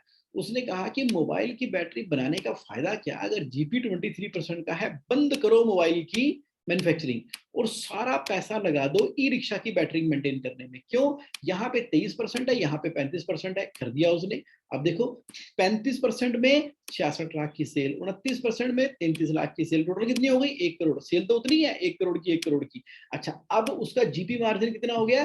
33% हो गया। सिर्फ और सिर्फ चेंज करने की वजह से, लो जीपी से हाई जीपी में चेंज कर गया। जीपी मार्जिन कितना हो गया? 33%। इसका इफेक्ट दिखाऊं? इसका इफेक्ट देख लो, ये देखो, जब 1,000 बैटरियां 29% जीपी पे बेच रहा था, तो प्रॉफिट था 16,21,000 रुपए का। अब ये 33% मार्जिन के ऊपर प्रॉफिट कितना हो गया? 20,21,000 रुपए का। 4 लाख रुपए से प्रॉफिट बढ़ गया है। ये दिल मांगे मोर, ये दिल मांगे मोर। कहते और दिमाग लगाओ, और दिमाग लगाओ। उसने कहा क्यों ना मैं बैकवर्ड इंटीग्रेशन कर लूं। मतलब क्या हुआ? बैकवर्ड इंटीग्रेशन का मतलब ये है कि जो बैटरियां असेंबल करता है उसमें लेड खरीदता है, अभी बना बनाया लेड कहीं से ट्रेड करके परचेज करता है। उसने कहा मैं नहीं कर रहा लेड ट्रेड, मैं उसको अपने प्रोसेस करूंगा। आपको पता है कि जब बैटरी पुरानी खराब होके आती है, तो उसमें जो लेड थोड़ी खराब होता है, लेड तो एक मेटल है, उसको पिघलाओ फिर सेट हो जाएगा। लेड तो लेड है। और उसके अलावा मार्केट से अगर हम रॉ लेड खरीदेंगे, उसको प्रोसेस कर देंगे तो प्रोसेस हो जाएगा। लेड 70% रॉ मटेरियल कॉस्ट करता है वो, जबकि उसको तो बड़ा आसान प्रोसेसिंग करनी। उसने कहा मेरी फैक्ट्री में इतनी बड़ी जगह है, 1 करोड़ रुपए मैंने लगाए हुए हैं, कोई एडिशनल खर्चा होगा नहीं, स्टैंडर्ड कॉस्टिंग मार्जिनल कॉस्टिंग के हिसाब से कोई एडिशनल खर्चा तो होगा नहीं। कहाँ लेके आ रहा हूँ, चार्टर्ड अकाउंटेंट्स कहाँ लेकर आ रहा हूँ, जो हमने ज्ञान ध्यान बड़े अच्छे तरीके से अपनी स्टडी में पढ़ा है ना, फाइनेंशियल मैनेजमेंट के अंदर, मार्जिनल कॉस्टिंग के अंदर, कंट्रीब्यूशन की थ्योरी क्या होती है, सारी की सारी थ्योरी जो है अब मुकेश की जिंदगी में लगनी शुरू हो गई है। उसने कहा कि ठीक है, लेड में इन हाउस प्रोसेस करूंगा, अलग से सैलरी लगेगी नहीं, क्योंकि जो मेरी टीम है वो शाम को लेड प्रोसेस कर दिया करेगी, कोई जगह अलग से लगेगी नहीं, प्लांट मेरा ऑलरेडी बना हुआ है, बने हुए सामान से ही मेरी प्रोसेसिंग यूनिट बन जानी है, कोई एक्स्ट्रा कॉस्ट ही नहीं है। तो लेड में इंटरनली प्रोसेस करूंगा। जब लेड इंटरनली प्रोसेस करूंगा तो जो मैं मार्जिन बाहर दे रहा था 2% का, वो मार्जिन मुझे मिलना बचना शुरू हो जाएगा, नहीं हो जाएगा? बिल्कुल हो जाएगा। तो देखो क्या हो गया, तो अब देखो 2% का जीपी मार्जिन बढ़ने की वजह से जीपी हो गया 35%, जीपी 35% हो गया, क्योंकि मटेरियल की कॉस्ट कम हो गई। अब प्रॉफिट कितना हो गया, 20,21,000 की जगह 22 लाख का हो गया। Point to be noted, same 1000 बैटरियां बेच रहे हैं, 1000 बैटरियों पर ही 16 लाख का प्रॉफिट था, 1000 बैटरियों पर ही 20 लाख का प्रॉफिट है, 1000 बैटरियों पर ही 22 लाख का प्रॉफिट है, क्योंकि दिमाग लगा रहे हैं ना, दिमाग। लो मार्जिन की आइटम हटा दी, बैकवर्ड इंटीग्रेशन कर दी, ये दिल मांगी मोहर, ये दिल मांगे मोहर, और बढ़ाना है प्रॉफिट, और बढ़ाना है प्रॉफिटेबल और कैश रिच बिजनेस करना है। क्या करें एएमसी? अरे उसने कहा कि जब मेरी बैटरियां जाती ही हैं मार्केट के अंदर और डीलर नेटवर्क से बिकती हैं, तो उसने ना अपने डीलर से बात की। उसने बोला कि देखो ऐसा है, बैटरी कई लोगों की खराब हो जाती है, अब बैटरी खराब हो जाए ना, उसको ठीक करना मुश्किल नहीं होता, तो बैटरी बड़ी सिंपल है। जो सेल्समैन होते हैं, अगर उन्हीं को ही ढंग से ट्रेनिंग दे दी जाए, तो किसी की बैटरी खराब होती है तो वो उसको रिपेयर वगैरह करके ठीक कर सकते हैं। अब उसने बोला कि देखो, हम एएमसी करते हैं, डीलर भाई साहब आपके पास जो बंदे ट्रेन है ना, उनको मैं ट्रेनिंग प्रोवाइड कर दूंगा, और जितनी एएमसी के पैसे आएंगे, आधे आपके आधे मेरे। वो डीलर खुश है, कहता हाँ ये तो बढ़िया है, सेल्समैन तो मेरे वही है, कम से कम एडिशनल रेवेन्यू आएगा। उसने एनुअल मेंटेनेंस कॉन्ट्रैक्ट बैटरियों का देना शुरू कर दिया। देखो क्या हो गया, अब देखो उसने 10 लाख रुपए का एडिशनल एडिशनल 10 लाख रुपए का एडिशनल बिजनेस जनरेट किया, 5 लाख रुपए दे दिए उसने डीलर को, बाकी 5 लाख रुपए उसके हिस्से में आ गए। अब 1 करोड़ की जगह रेवेन्यू कितना हो गया, 1 करोड़ 5 लाख रुपए का, जीपी मार्जिन 38% का, खर्चा माइनस करके प्रॉफिट हो गया है 27 लाख रुपए का। सेम 1000 बैटरियों पे 16 लाख का प्रॉफिट, सेम 1000 बैटरियों पे 27 लाख का प्रॉफिट, ये दिल मांगे मोर। नई स्ट्रेटजी लगाई।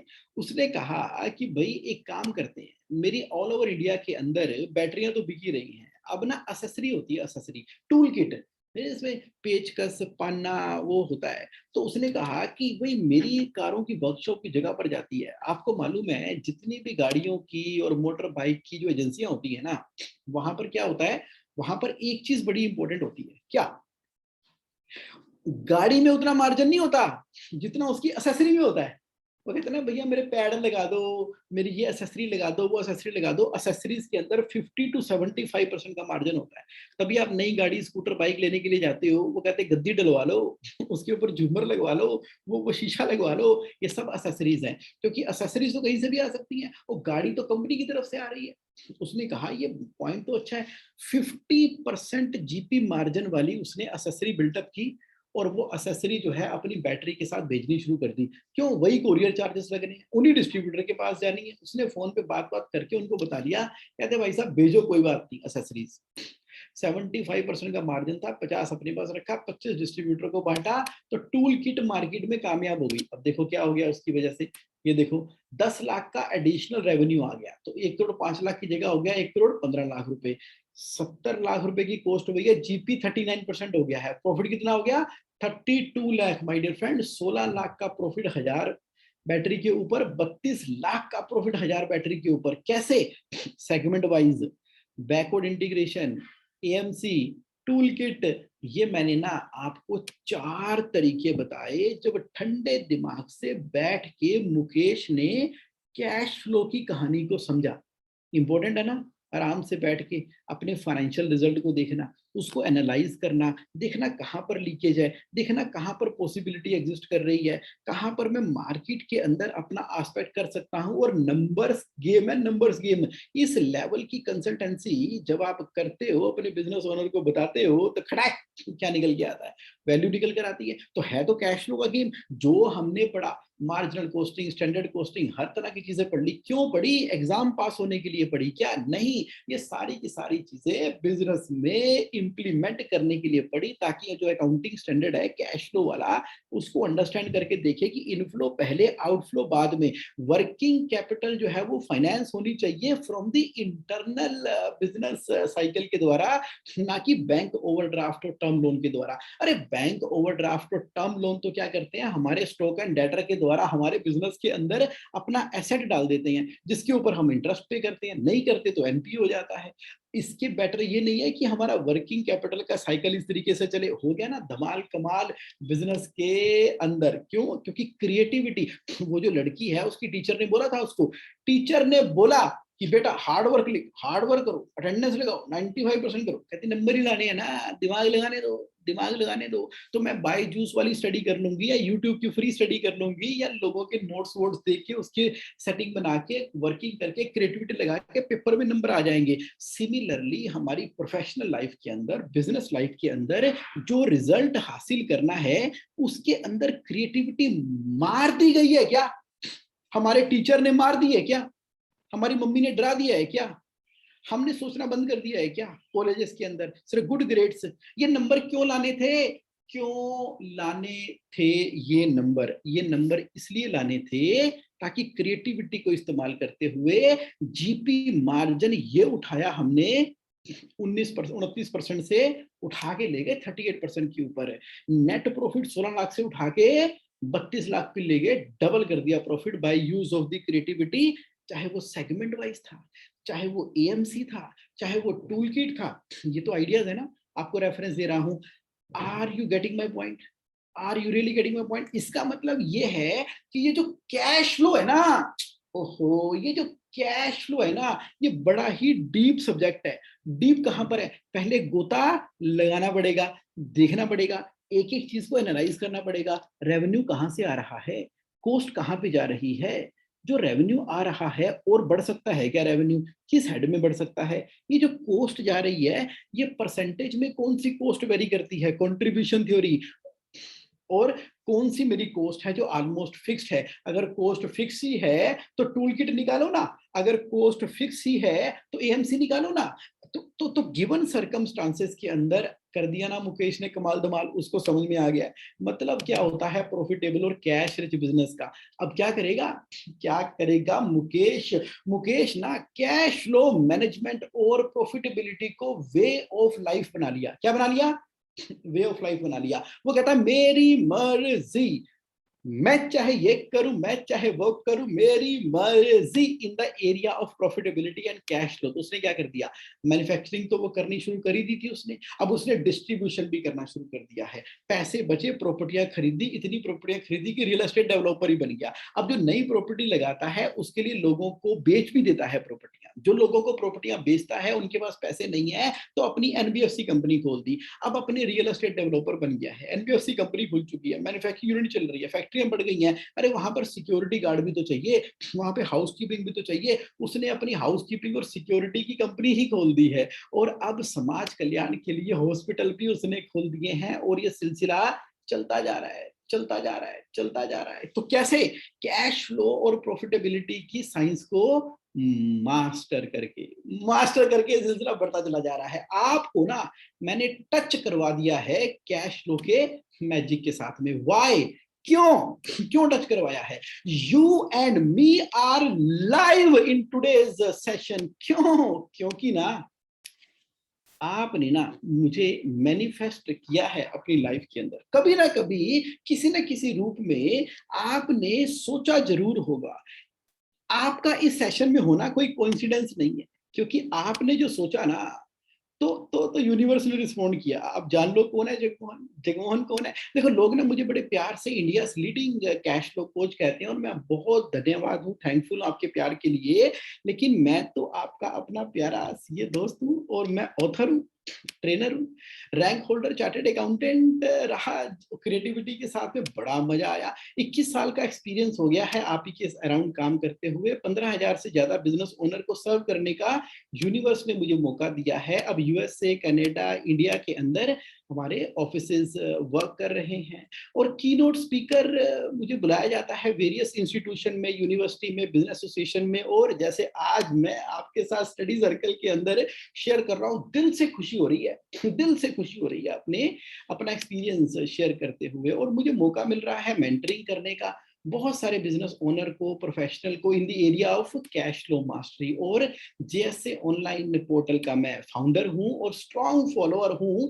नाम जपना, वंड छकना एंड धर्म दी किरत करना, this is the purpose of my life. और मैंने ना अपनी लाइफ को डेडिकेट कर दिया है for a bigger purpose of helping people to run profitable and cash rich business. ये मुझे लगता है कि भगवान ने मुझे इंस्ट्रूमेंट बना के भेजा ताकि मैं इस राइट नॉलेज को बहुत ही सिंप्लीफाइड तरीके से आपकी जिंदगी में लाऊं, प्रोफेशनल्स की और बिजनेस ओनर्स की।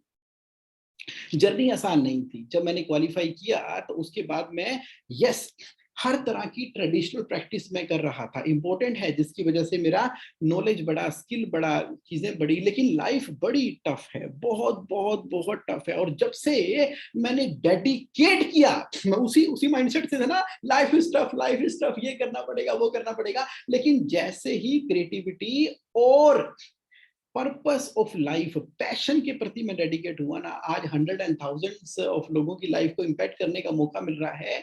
और इतनी सेटिस्फेक्शन है दिल में कि मैं आपको क्या बताऊं। I am truly thankful for your love and blessings. इसीलिए तो मैंने मिशन बनाया है अपनी लाइफ का।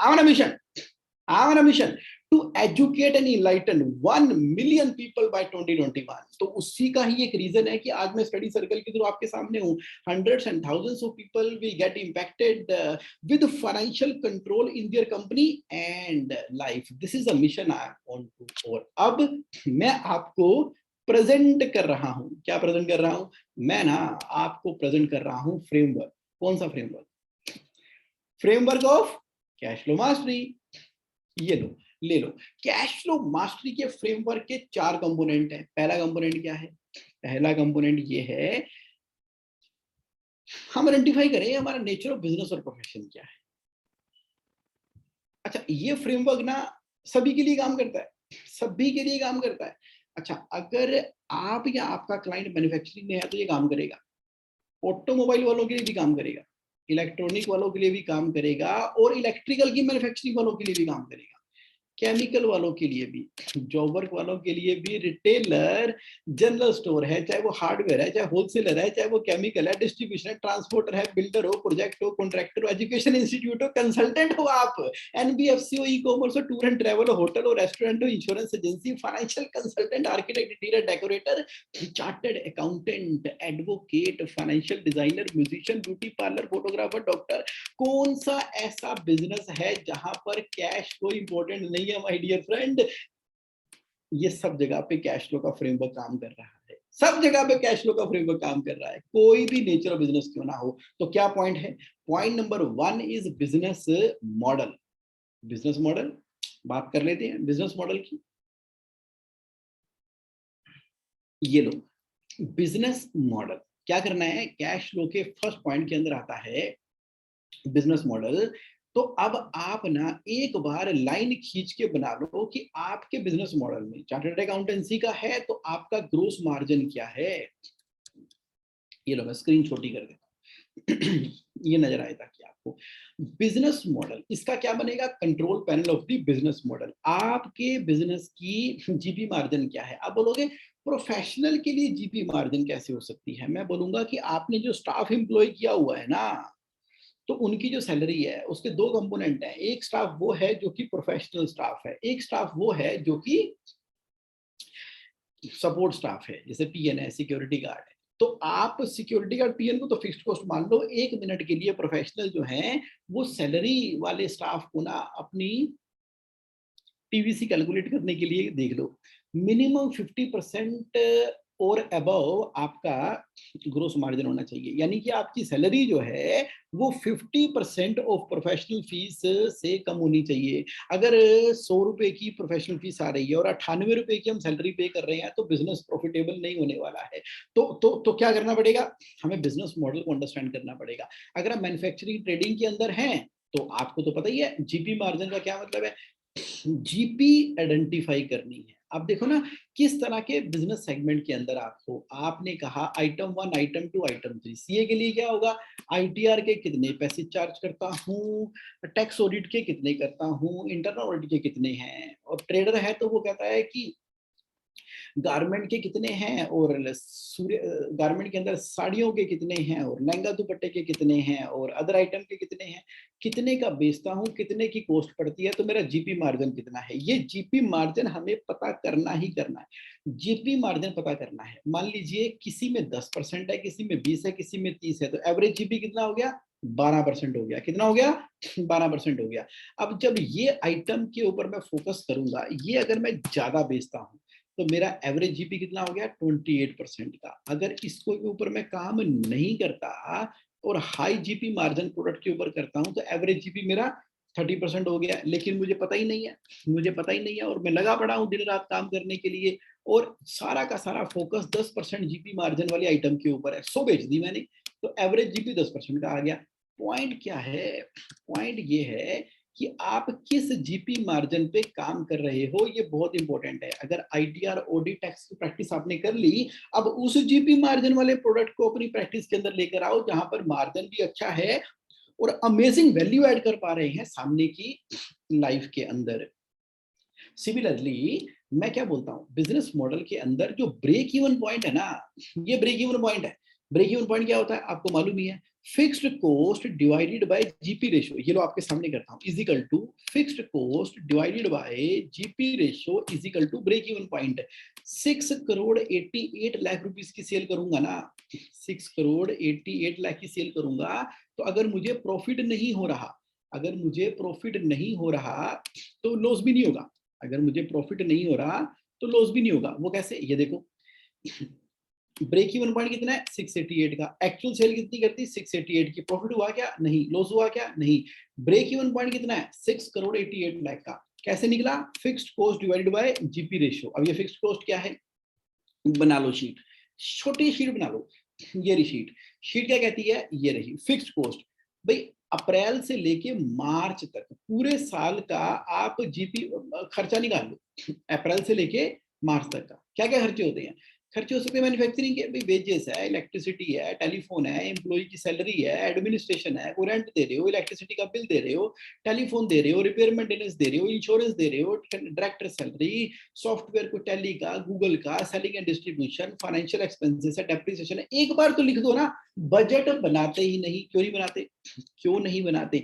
अगर आप अपनी प्रैक्टिस कर रहे हैं, अगर आप बिजनेस कर रहे हैं, आज अक्टूबर के महीने में खड़े हैं, प्रण करो, प्रण करो, कसम खाओ कि मुझे आज कैलकुलेट करना है कि 31 मार्च 2022 तक बजट लगाऊंगा। बजट, बजट कितनी सैलरी पे करूंगा, बिजली का बिल कितना आएगा, टेलीफोन का बिल कितना आएगा, और कितना रेवेन्यू आने की संभावना है, तभी तो पता लगेगा प्रॉफिटेबल है कि नहीं है। आज कैलकुलेट करके फ्यूचर को प्रोडिक्ट करेंगे तभी तो आइडिया आएंगे। नहीं तो मेरे कई दोस्तों को रियलाइज होता है, कहते मेहनत कर रहे हैं, मेहनत कर रहे हैं, मेहनत कर रहे हैं, और भगवान जानता है, भगवान जानता है हम कहां पर जाएंगे, बस मेहनत करो। अरे नहीं, भगवान उन लोगों की मदद करता है जो अपनी मदद करते हैं। God help those who help themselves. मतलब क्या हुआ, मतलब ये हुआ कि आज अक्टूबर के महीने में जिस रेवेन्यू पे हम खड़े हैं, कम से कम डिक्लेयर तो करो, घोषणा तो करो, घोषणा कि मेरा रेवेन्यू इतना होगा 31 मार्च 2022 तक। उसको मंथ वाइज डिवाइड कर दो, कर दिया। अब आपको मालूम ही है कि खर्चा कौन कौन सा है। अब उतना रेवेन्यू इकट्ठा करने के लिए अगर आपको लगता है कि मुझे तो और टीम चाहिए होगी, तो हायर करो फिर टीम। आपको लगता है वो रेवेन्यू हासिल करने के लिए तो एग्जिस्टिंग क्लाइंट से बात बनेगी नहीं, किसी एक सेगमेंट के अंदर फोकस करना पड़ेगा, मुझे निकलना पड़ेगा बाहर, या मुझे ट्रैवल करना पड़ेगा बाहर। चाहे अमेरिका जाना है, चाहे कनाडा जाना है, चाहे आपने कश्मीर से लेके कन्याकुमारी तक कहीं विजिट करना है, कहीं आपने लोगों से मिलना है, तो निकलो। किसने आपको इंकरेज किया निकलने के लिए? आपके बजट ने। और बजट को भी किसने पिन मारी? बजट को भी पिन मारी आपके खर्चों ने। सुन लो, समझ लो, देख लो, प्रोजेक्शन कर दो। किस चीज की? खर्चों की। खर्चों की प्रोजेक्शन कर दो। अप्रैल से लेके मार्च तक 81,82,000 रुपए के खर्चे होंगे। आपको लगा 2 लाख की सैलरी से बात बनेगी? नहीं, 2.5 लाख रुपए सैलरी दूंगा तो 87 लाख रुपए हो गया। अरे अरे अरे, यहाँ पर तो मैं सैलरी फालतू दे रहा हूँ, यहाँ पर तो मुझे 40,000 रुपए देने चाहिए। दो 40,000 रुपए हो गया 86 लाख रुपीज। मुझे एडवर्टीजमेंट के ऊपर खर्चा करना पड़ सकता है जनवरी के महीने में, तो डालो एडवर्टीजमेंट के खर्चे की फिगर। जनवरी के महीने में डिजिटल मार्केटिंग के अंदर कितना खर्चा करोगे? मैं जी 45,000 रुपए खर्चा करूंगा। करो। जैसे आप डालोगे ऑटोमेटिकली 45,000 की फिगर आई, आपका टोटल हो गया 87,97,000। 87,97,000 का खर्चा करोगे, 12% का जीपी है तो 7,39,00,000 की सेल करनी है। टारगेट मिल गया कि नहीं मिल गया? मिल गया। तो बिजनेस मॉडल होना चाहिए नहीं होना चाहिए? होना चाहिए। इसका मतलब है बिजनेस जो करेंगे सो करेंगे, प्रोफेशन जो करेंगे सो करेंगे, लेकिन सबसे पहले हमें उसको नाप देना है, रास्ते को देख लेना है, विजुअलाइज कर लेना है। जब हमें फ्यूचर की प्लानिंग है, कभी आपने किसी आर्किटेक्ट को देखा है कि चलो मकान बनाना शुरू करो, जितना बन गया नहीं तो कोई बात नहीं, तब देखेंगे कि इसकी रसोई कहां पर आएगी और बाथरूम कहां पर आएगा? अभी शुरू तो करो, इट्टा तो फेंको। नहीं, आर्किटेक्ट ने क्या करना है? पहले क्या बनाना है? क्या बनाना है पहले? आर्किटेक्ट ने पहले बनाना है नक्शा। नक्शा बना दिया, उसी के ऊपर ही ओके डन कर दिया, शुरू से लेके आखिर तक। उसके बाद आजकल तो 2D बन जाती है नक्शे की, आजकल तो 3D व्यू बन जाता है। आजकल तो ऐसा 3D व्यू बनता है कि आप उसके अंदर वॉक करके भी देख सकते हो। आजकल आता है ना वो जो 3D इमेज की बड़ी बड़ी डायमेंशन एक कमरे के अंदर दिखा देते हैं, जैसे आज तक वाले दिखाते हैं ना, कई बार आज तक न्यूज के अंदर हरे रंग का पर्दा होता है, वहां पर चल के भी दिखा देते हैं। यानी कि आर्किटेक्ट ने पहले नक्शा बना दिया, उसके बाद बिल्डिंग बनी। हम अपना बजट ही नहीं बना रहे। हमारा जो बजट होता है ना, वो 3D व्यू होता है, वो 3D व्यू होता है फ्यूचर का। तो अगर हमने सोचा ही नहीं कैश फ्लो के बारे में, तो कैसे बनेगी बात? मुकेश ने सोचा ना कि मैं 400 बैटरियां बेच रहा हूं, अगर मैं मैन्युफैक्चरिंग प्लांट कर दूं तो 1000 बैटरियां तक बेच सकता हूं। बेच दी। अरे अगर मैं सेगमेंट वाइज कर लूं, कर दिया। एएमसी शुरू कर दूं, कर दिया। अगर मैं टूल किट लगा दूं, लगा दिया। कुछ कैलकुलेशन लगाई होगी ना उसने। तो पॉइंट क्या है? कैश फ्लो के अंदर मास्टरी करने के लिए कोई अलग से एस्पेक्ट नहीं आया, कैश फ्लो का फ्रेमवर्क आया। क्या कहता है कैश फ्लो का फ्रेमवर्क? बिजनेस मॉडल बना दो, बना दो बिजनेस मॉडल। बिजनेस मॉडल में क्या है? जीपी कितना है मेरा, खर्चे कितने हैं। सिंपल भाई, जीपी मालूम है, खर्चे मालूम है, तो कितनी सेल करें पता लग गया। Fixed cost divided by GP ratio. आप कह रहे हो कि जगमोहन समझ आ गया, कुछ कह रहे हैं नहीं समझ आया। अरे जिनको नहीं समझ आया, मैं थोड़ा अगर तेज बोल रहा था तो मैं कहता हूं कि आप ना एक मोबाइल फोन बेचते हो 10,000 रुपए का। अब वो मोबाइल फोन खरीदा कितने का आपने? 8,000 रुपए का। इसका मतलब ये है कि 10,000 का मोबाइल फोन बेच के 8,000 का खरीद के आपका जीपी कितना आया? 2,000 रुपए का। तो जीपी परसेंटेज कितनी है? जीपी परसेंटेज है 2,000 बटा में 10,000, कितना हो गया? 20%। 20% मेरा जीपी मार्जिन है। अच्छा, ये जो मोबाइल खोल रहे हो ना आप, जो मोबाइल सेल कर रहे हो, जो मोबाइल सेल कर रहे हो आप, ये आपने गफार के अंदर एक छोटी सी जगह किराए पर ले ली है, जो 4,000 रुपए महीने का किराया आता है। अगर 4,000 रुपए महीने का किराया आता है तो नेट प्रॉफिट कितना होगा? 2,000 रुपए का जीपी है और 4,000 रुपए का रेंट है। तो ये तो नुकसान हो गया, -2,000 हो गया। ये तो जगमोहन नुकसान हो गया। ये तो -2,000 का नेट प्रॉफिट निकल कर आया, तो गड़बड़ हो गई। ओके, तो इसका मतलब क्या हुआ? इसका मतलब ये हुआ कि मेरा जो ब्रेक इवन पॉइंट है वो क्या होता है? Is equal to fixed cost divided by GP ratio. यानी कि कम से कम 20,000 रुपए के मोबाइल बेचने पड़ेंगे। बेच के देखें, चलो बेचें। हम 20,000 रुपए के मोबाइल बेच के देखते हैं। मैंने कॉपी करके पेस्ट कर दिया। ये लो, अगर मैं 20,000 रुपए के मोबाइल बेचता हूँ तो 16,000 रुपए की उसकी कॉस्टिंग थी दो मोबाइलों की, 4,000 रुपए कमाया। अब देखो 4,000 का खर्चा, प्रॉफिट जीरो। इसका मतलब है कि ब्रेक इवन पॉइंट 20,000 रुपए का। अगर 20,000 तक बेचूंगा तो प्रॉफिट नहीं हुआ तो लॉस भी नहीं होगा। आप कहते हो कि एक और मोबाइल बेचते हैं, 3 मोबाइल बेचते हैं ना, 3 मोबाइल कितने के बिकेंगे? 30,000 रुपए के। कॉस्टिंग क्या आएगी? आड़ती है 24,000 रुपए की। अच्छा, जीपी मार्जिन कितना आ गया? 20% का। जीपी कितना है? 6,000 रुपए का। 4,000 रुपए की आपकी कॉस्ट है, तो नेट प्रॉफिट कितना हो गया? 2,000 रुपए का। ब्रेक इवन पॉइंट 20,000 रुपए का। कहने का मतलब क्या हुआ? ब्रेक इवन पॉइंट वो पॉइंट होता है कि कम से कम कितनी सेल करूं। भाई सीधी सी बात है, एक मोबाइल पे 2,000 रुपए बचते हैं, 4,000 रुपए किराया है, तो कम से कम 2 मोबाइल तो बेचने पड़ेंगे 20,000 रुपए के।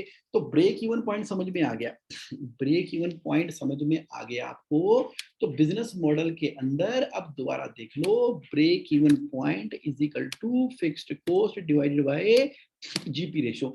इतनी सेल तो करनी करनी है, इतनी सेल करेंगे तो प्रॉफिट नहीं होगा तो लॉस नहीं होगा। अब देखो, अब सेल कैसे होगी? सेल कैसे होगी?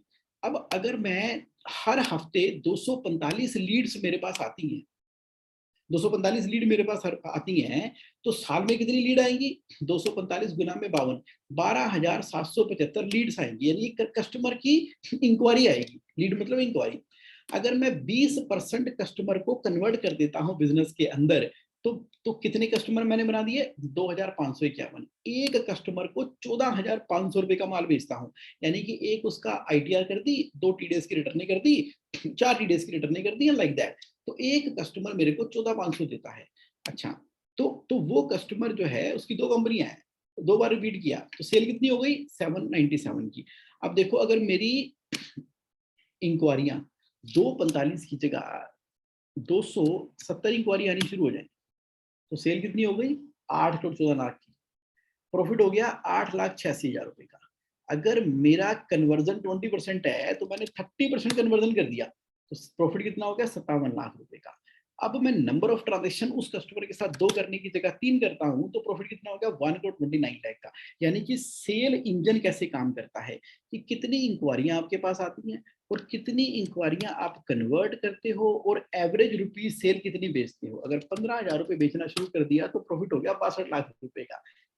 ठीक है, अब आपको पूरी तरह से समझ आ चुका है, समझ आ चुका है। अब यानी कि अगर मैं ब्रेक इवन पॉइंट से ज्यादा सेल कर रहा हूं, तो मेरा प्रॉफिट हो गया 5,52,000 का। सेल करनी कितनी थी? 7 करोड़ 39 लाख की। कर दी थोड़ी ज्यादा, 7 करोड़ 86 लाख की। लेकिन रुको, अगर किताबों में प्रॉफिट आ गया तो इसका मतलब क्या है कि क्या बैंकों में पैसा भी होगा? नहीं होगा पैसा। क्यों नहीं होगा? ये देखो, बैंकों में तो 2 करोड़ 66 लाख 75 हजार रुपए का लोन चढ़ गया। क्यों? मेरे कस्टमर 90 डेज में पेमेंट करते हैं। मुझे 60 दिन की इन्वेंट्री रखनी पड़ती है और मुझे माल खरीदना पड़ता है 15 दिनों के ऊपर। सोचो, अगर मेरे कस्टमर मुझे 15 दिनों में पेमेंट कर रहे हो, 30 दिन का मैं स्टॉक रखूं और कस्टमर को 45 दिन में पेमेंट करूं, तो देखो 8,68,000 मेरे बैंक में पड़े होंगे। नहीं समझे? दोबारा बताता हूँ। कस्टमर कहता है कोई बात नहीं भाई साहब, दे देंगे पैसे, आपको 120 दिनों में पेमेंट आती है, और आपने 90 दिनों के बराबर की इन्वेंटरी रखी हुई है, और जो माल खरीदते हो चाइना से वो एडवांस देके खरीदते हो। भाई साहब 4 करोड़ 16 लाख 77 हजार रुपए आपको बिजनेस में लगाने पड़ेंगे। बिजनेस में प्रॉफिट है लेकिन कैश ही नहीं है। प्रॉफिटेबल और कैश रिच बिजनेस रन करने के लिए आपकी वर्किंग कैपिटल के अंदर जो पेमेंट टर्म्स है ना, उस पे फोकस करना है। इस साल इनकम टैक्स रिटर्न फाइल कर दी, ऑडिट कर दिया, टैक्स ऑडिट कर दिया, पैसे आ जाएंगे, सैलरी हर महीने जा रही है, बैंकों में ठन ठन गोपाल डेटर्स खड़े हुए हैं, ये मोटे मोटे डेटर्स खड़े हुए हैं। क्या फायदा ऐसी प्रैक्टिस का? क्या फायदा ऐसे बिजनेस का? पेमेंट तो चाहिए नगदो नगद एडवांस में। इन्वेंट्री चाहिए बिल्कुल जीरो इन्वेंट्री मारुति की तरह, और क्रेडिटर से लेंगे 45 डेज की टर्न। बैंकों में 40 लाख 99,000 चमक रहे हैं। आप कह रहे हो कि जगमोहन ऐसे थोड़ी होता है। अगर मेरे कस्टमर 30 डेज में पेमेंट करते हैं तो मैं क्या कर सकता हूँ? भैया यहाँ पर ना अब आपको न्यू वेंडर डेवलप करने हैं, न्यू बिजनेस डेवलप करना है, लीन मैनेजमेंट करनी है। यानी कि जो आप कर रहे थे वो कर ही रहे थे, वो कस्टमर ठीक है। अब जो नए कस्टमर बनाओगे ना, नए बिल्कुल brand new, existing customer payment term change करने वाले हैं नहीं, नए कस्टमर बनाने हैं, नए सप्लायर डेवलप करने हैं, तो बिजनेस में गति है, तो प्रॉफिट भी आ गया। तो आपने कहा ठीक है जगमोहन, समझ आ गया। पहला पॉइंट ये है कि अपने पूरे बिजनेस को कहां कन्वर्ट कर देना है? नंबर्स में कन्वर्ट कर देना है। आज बड़े प्यार से आपको मैं बता रहा हूं। तो कहां कन्वर्ट कर दिया? नंबर्स में कन्वर्ट कर दिया। फिर क्या करें?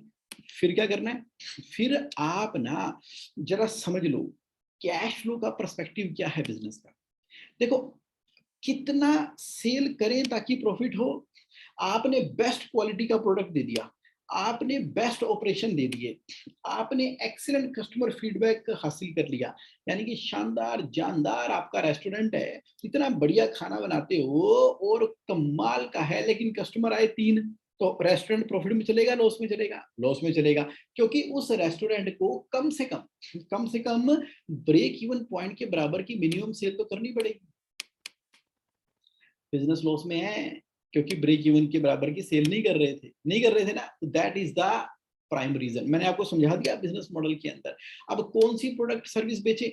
जिस प्रोडक्ट में ज्यादा जीपी मार्जिन आ रहा है। अब प्रॉफिट बिजनेस में है लेकिन कैश ही नहीं है, तो मतलब क्या था? आपको अब क्या देखना है? Cash flow model. Cash flow model जो है ना, बड़ा कमाल का मॉडल है, इतना कमाल का मॉडल है, बना दो, छाप दो अपने बिजनेस का कैश फ्लो मॉडल बना दो। यानी कि पर डे, आज अगर 25 अक्टूबर है तो 25 अक्टूबर से लेके 31 मार्च 2022 तक का हर रोज का मेरे पास ओपनिंग बैलेंस कितना है, ये देखो। कैश फ्लो मॉडल 1 अप्रैल को, 2 अप्रैल, 3 अप्रैल, 4 अप्रैल, 5 अप्रैल, 6, 7, 8, 9, 10, 11, 12 पूरे के पूरे 365 दिनों का कैश फ्लो मॉडल आपके सामने छाप के रख दिया। इसे कहते हैं कैश फ्लो पे कंट्रोल रखना। आपको करना क्या है? आप सिर्फ एक दिन समझ लो, आपके पास 100 रुपए का ओपनिंग बैलेंस है, पैसे कस्टमर से कितने आ रहे हैं, घर से कितने लग रहे हैं, टोटल कितने आ गए, तो मैं उसमें से कितने पैसे जो कस्टमर ने दिए हैं जीएसटी के निकाल के अलग से रख दूं, ताकि 20-21 तारीख को तो जमा कराना है ना, जीएसटी जमा करा सकें। अच्छा, कुछ पैसा ना आपने रिजर्व में भी ट्रांसफर करना है, कैश रिजर्व बोलते हैं इतना। जो कलेक्शन आएगी प्रॉफिट फर्स्ट के प्रिंसिपल से, 100 रुपए आए, 2 रुपए निकाल के रख दिया आपने कैश रिजर्व में, इसको बोलते हैं पीडीएस। क्या होता है PDS? Profit deducted at source. अभी तक तो हमने नाम सुना है ना, टैक्स डिडक्टेड एट सोर्स। नई टर्म दे रहा हूं। जो कलेक्शन आती है ना आपके क्लाइंट से, उसका एक स्पेसिफाइड परसेंटेज, 5%, 10% खटाक निकाल के ना कहीं अलग ट्रांसफर कर दो, और जितने पैसे बचे हैं ना उसी के अंदर से उसको मैनेज करो। इसको बोलते हैं कि 100 रुपए में से प्रॉफिट निकाला, बाकी जो बचा वो कॉस्ट है, तो जितने कॉस्ट के पैसे हैं ना वहीं से कॉस्ट मैनेज करो। अगर आपने ऐसा कर दिया ना, तो आपको कैश रिच होने से रोक ही नहीं सकता कोई, रोक ही नहीं सकता। उस पैसे को चाहे आप अपना इक्विटी में डालो, यूएस स्टॉक के अंदर डालो, शेयर में डालो, म्यूचुअल फंड के अंदर डालो, रियल एस्टेट के अंदर लगाओ, चाहे आप पोर्टफोलियो मैनेजमेंट के अंदर लगाओ, गोल्ड ले लो, सिल्वर ले लो, कमोडिटी ले लो, ऑयल ले लो, चलो कोई बात नहीं, डेप्ट फंड ले लो, फिक्स्ड डिपॉजिट ले लो, पीपीएफ ले लो, एनपीएस ले लो, चलो सेविंग अकाउंट में रख लो। यानी कि प्रोटेक्ट योर मनी से लेके ग्रो योर मनी तक बिटकॉइन लेना है, क्रिप्टो करेंसी लेनी है। रिस्क असेसमेंट को मैनेज करते हुए देख लो क्या करना है। आपने क्या कर दिया? कैश रिजर्व क्रिएट कर दिया। अब जो पैसे बच गए हैं ना, वहां से खर्चे पूरे करेंगे। कैसे? 3 हिस्सों में डिवाइड कर दो खर्चों को। कितने हिस्सों में? 3 हिस्सों में। पहला इसेंशियल, दूसरा ड्यूटीज एंड टैक्सेस, तीसरा प्रायोरिटी, चौथा 4 हिस्सों में, चौथा पेबल। कहने का मतलब ये हुआ, इसेंशियल का क्या मतलब है? इसेंशियल का मतलब ये है कि जो खर्चा आपको पता है करना ही करना है। क्या करना है? सैलरी नहीं देनी, देनी है। इलेक्ट्रिसिटी हर महीने देनी है, रोक सकती हो क्या? लाल बिल आ जाएगा। टेलीफोन देना ही देना है। इलेक्ट्रिसिटी, टेलीफोन, सैलरी, ये सारे के सारे ना आपके इसेंशियल हैं। तो जो आपके पास इनफ्लो आया, पहले इसेंशियल पे कर दो, खटखट खटखट खट पे कर दिए। अब जो पैसे बचे हैं, ड्यूटीज एंड टैक्सेस कड़क पे कर दो, टीडीएस टाइम पे जमा करा दो, जीएसटी टाइम पे जमा करा दो, income tax, advance tax, ESI, PF सब जमा करा दो, ड्यूटी एंड टैक्स जमा करा दिया। ये है बिजनेस करने का तरीका। फिर क्या करें? प्रायोरिटी की पेमेंट करो। प्रायोरिटी मतलब, अरे वो एलसी खुलवा रखी थी, उसकी डेट आ रही है, अगर एलसी के दिन के अंदर पेमेंट नहीं करोगे एलसी की, तो बैंक आपको ब्लैकलिस्ट कर देगा, पेनल्टी चार्ज करेगा, इंटरेस्ट चार्ज कर देगा। तो क्या करना है आपने?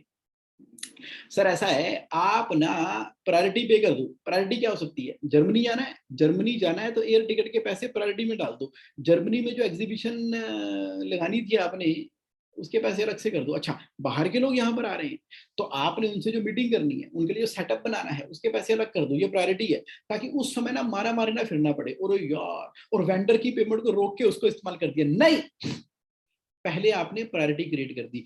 तो पैसा आया, कैश रिजर्व में ट्रांसफर कर चुके हैं, जो बचा उसमें से इसेंशियल दे दिए, ड्यूटीज एंड टैक्सेस दे दिया, प्रायोरिटी दे दी। अब जो पैसे बच गए हैं ना, उसको बांट दो। किसे बांट दो? पेबल को।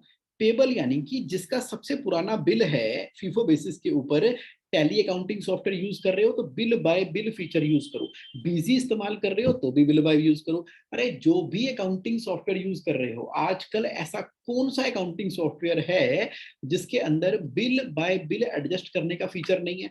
चाहे टैली है, बिजी है, Zoho, quick book, SAP, Oracle, बान, नेविजन, सब में तो है, जीरो के अंदर भी है। सब के सब सॉफ्टवेयर के अंदर, चाहे आपका कस्टमाइज है और आपके सॉफ्टवेयर डेवलपर ने अगर बिल बाय बिल एडजस्टमेंट का फीचर नहीं दिया तो इसका मतलब क्या हुआ? हो ही नहीं सकता। अकाउंट पेबल में से एजिंग रिपोर्ट निकलेगी, बिल बाय बिल ऊपर से खत्म करते चले जाओ। अगर पैसे हैं कम, देने हैं ज्यादा, तो फीफो बेसिस के ऊपर दे दो और उनको रिक्वेस्ट कर लो कि सर हम हर मंडे पेमेंट करते हैं, इस मंडे में हमने अपने शेड्यूल के हिसाब से पे कर दिया है, सॉरी सर आपका शेड्यूल नेक्स्ट मंडे आ जाएगा, चिंता करने की बात ही नहीं है, आपको फोन करने की जरूरत ही नहीं है, हमारी तरफ से ही आपको टन करके आरडीजीएस आ जानी है नेक्स्ट वीक के अंदर, फिर अगले मंडे, फिर अगले मंडे, फिर अगले मंडे, कोई दिक्कत नहीं है। पैसे ज्यादा अवेलेबल हैं तो आज का क्लोजिंग बैलेंस कल का ओपनिंग बन जाएगा। ये देखो, ओपनिंग 100 रुपए था, क्लोजिंग 20,000 रुपए 100 है। आज का क्लोजिंग कल का ओपनिंग, कल का क्लोजिंग परसों का ओपनिंग, परसों का क्लोजिंग उससे अगले दिन का ओपनिंग। आपको पूरे साल की भविष्यवाणी आज ही पता लग गई, आज ही पता लग गई कि मेरा कैश कहां पर जा रहा है, कहां पर जा रहा है, सारी की सारी चीजें अवेलेबल पता लग गई। अब देखो, अगर ऐसा होना शुरू हो जाए तो आपको कितना सुंदर तरीके से अपना डैशबोर्ड दिखाई देगा। क्या ये देखो, कैश का ग्राफ दिखाई देगा, मंथ बाय मंथ, टक टक टक टक टक टक टक टक, कब कैश ज्यादा होना है, कब कैश कम होना है। आपको सेल का ग्राफ दिखाई देगा, आपको कि मेरा सेल का ग्राफ किस तरीके से किस महीने में कहां पर जा रहा है। देखना जरूरी है क्या? बहुत बहुत बहुत जरूरी है, अमेजिंग तरीके से जरूरी है उसको देखना। क्या देखना? कैश फ्लो का मॉडल देखना आपको बहुत जरूरी है। आपको ये जरूरी है क्या देखना कि भाई मेरी सेल कहाँ जा रही है ब्लू कलर में, मेरे डायरेक्ट खर्चे कहाँ हो रहे हैं रेड कलर में, मेरी मजेंटा कलर में जीपी कहाँ जा रही है और नेट प्रॉफिट किस महीने में जा रहा हूँ। 30 सेकंड लगते हैं। कल भारत और पाकिस्तान के मैच के अंदर अगर कोहली साहब ने पूरा का पूरा स्कोर पे ध्यान रखा था वैसे वो ज्यादा रखा होता मेरे दिल के हिसाब से। मैं भी क्रिकेट का बड़ा शौकीन हूँ और मैं तो बहुत प्यार करता हूँ क्रिकेट से, कई सालों से खेल रहे हैं। अच्छा, वहां पर मान लो आउट हो गया कौन, रोहित आउट हो गया, शर्मा जी आउट हो गए, कोई दिक्कत नहीं है, राहुल जी आउट हो गए, कोई दिक्कत नहीं है, 2 विकेट गिर गई, दबाव में आ गया। अब जब एंड में जा रहे हो तो एवरेज तो हमें 10 की चाहिए थी। अब आखिरी में मैंने 4 विकेट बचा भी ली तो क्या कर लिया, कौन से घोड़े खोल लिए, 4 विकेट बचा के लास्ट के अंदर। ओवर तो 20 ही थे ना, 20 ओवर के अंदर जो मैच की कंडीशन थी तो एक आधा प्लेयर जो है वो आउट ऑफ कंट्रोल चला जाता। कौन रोक रहा है उसको? अंब लेने मैंने विकेट बचा के आउट ऑफ कंट्रोल चला जाता। आप कहते हैं नॉर्मल मैच है जी, नॉर्मल मैच है, प्रोफेशनल खेलेंगे, खेल लो प्रोफेशनल, नॉर्मल मैच। अरे नॉर्मल नहीं था वो, तो वो एब नॉर्मल था। एक आधा बंदा तो एब नॉर्मल कर देते बीच में जाके, जो घुमा देता, कम से कम ये तो लगता 2-4 विकेटें वहां पर गिरी हैं। तो स्कोर का एवरेज चाहिए था 10। उसी तरीके से कैश फ्लो की मास्टरी के अंदर मैं कहता हूं स्ट्रेटजी जो मर्जी हो आपकी, स्ट्रेटजी जो मर्जी हो, स्कोरबोर्ड दिखना चाहिए नहीं दिखना चाहिए, दिखना चाहिए कि नहीं दिखना चाहिए, स्कोरबोर्ड दिखना चाहिए। तो आपको ना अपना कैश फ्लो का स्कोरबोर्ड बनाना है कि मेरी जीपी की क्या रेटिंग चल रही है, मेरी एनपी की रेटिंग क्या चल रही है, आरओआई की रेटिंग क्या चल रही है, स्टॉक टर्नओवर क्या चल रही है, मेरा पैसा कैश में कितने दिनों में कन्वर्ट होता है। मेरे कस्टमर देते हैं 60 दिनों में, इन्वेंटरी रखता हूँ 30 दिनों की, क्रेडिटर्स देता हूँ 15 दिनों के, तो मेरा 75 दिनों का साइकिल है। अगर साइकिल ही 75 दिनों का है तो बैंक से ओडीसीसी चाहिए होगी, चाहिए होगी। अगर कंट्रोल नहीं किया तो ये 75 दिन कितने बन जाएंगे, 90 दिन, 90 के 100, 100 के 150, और बिजनेस का बच गया बैंड। बहुत बैंड मैंने बचते हुए देखे हैं।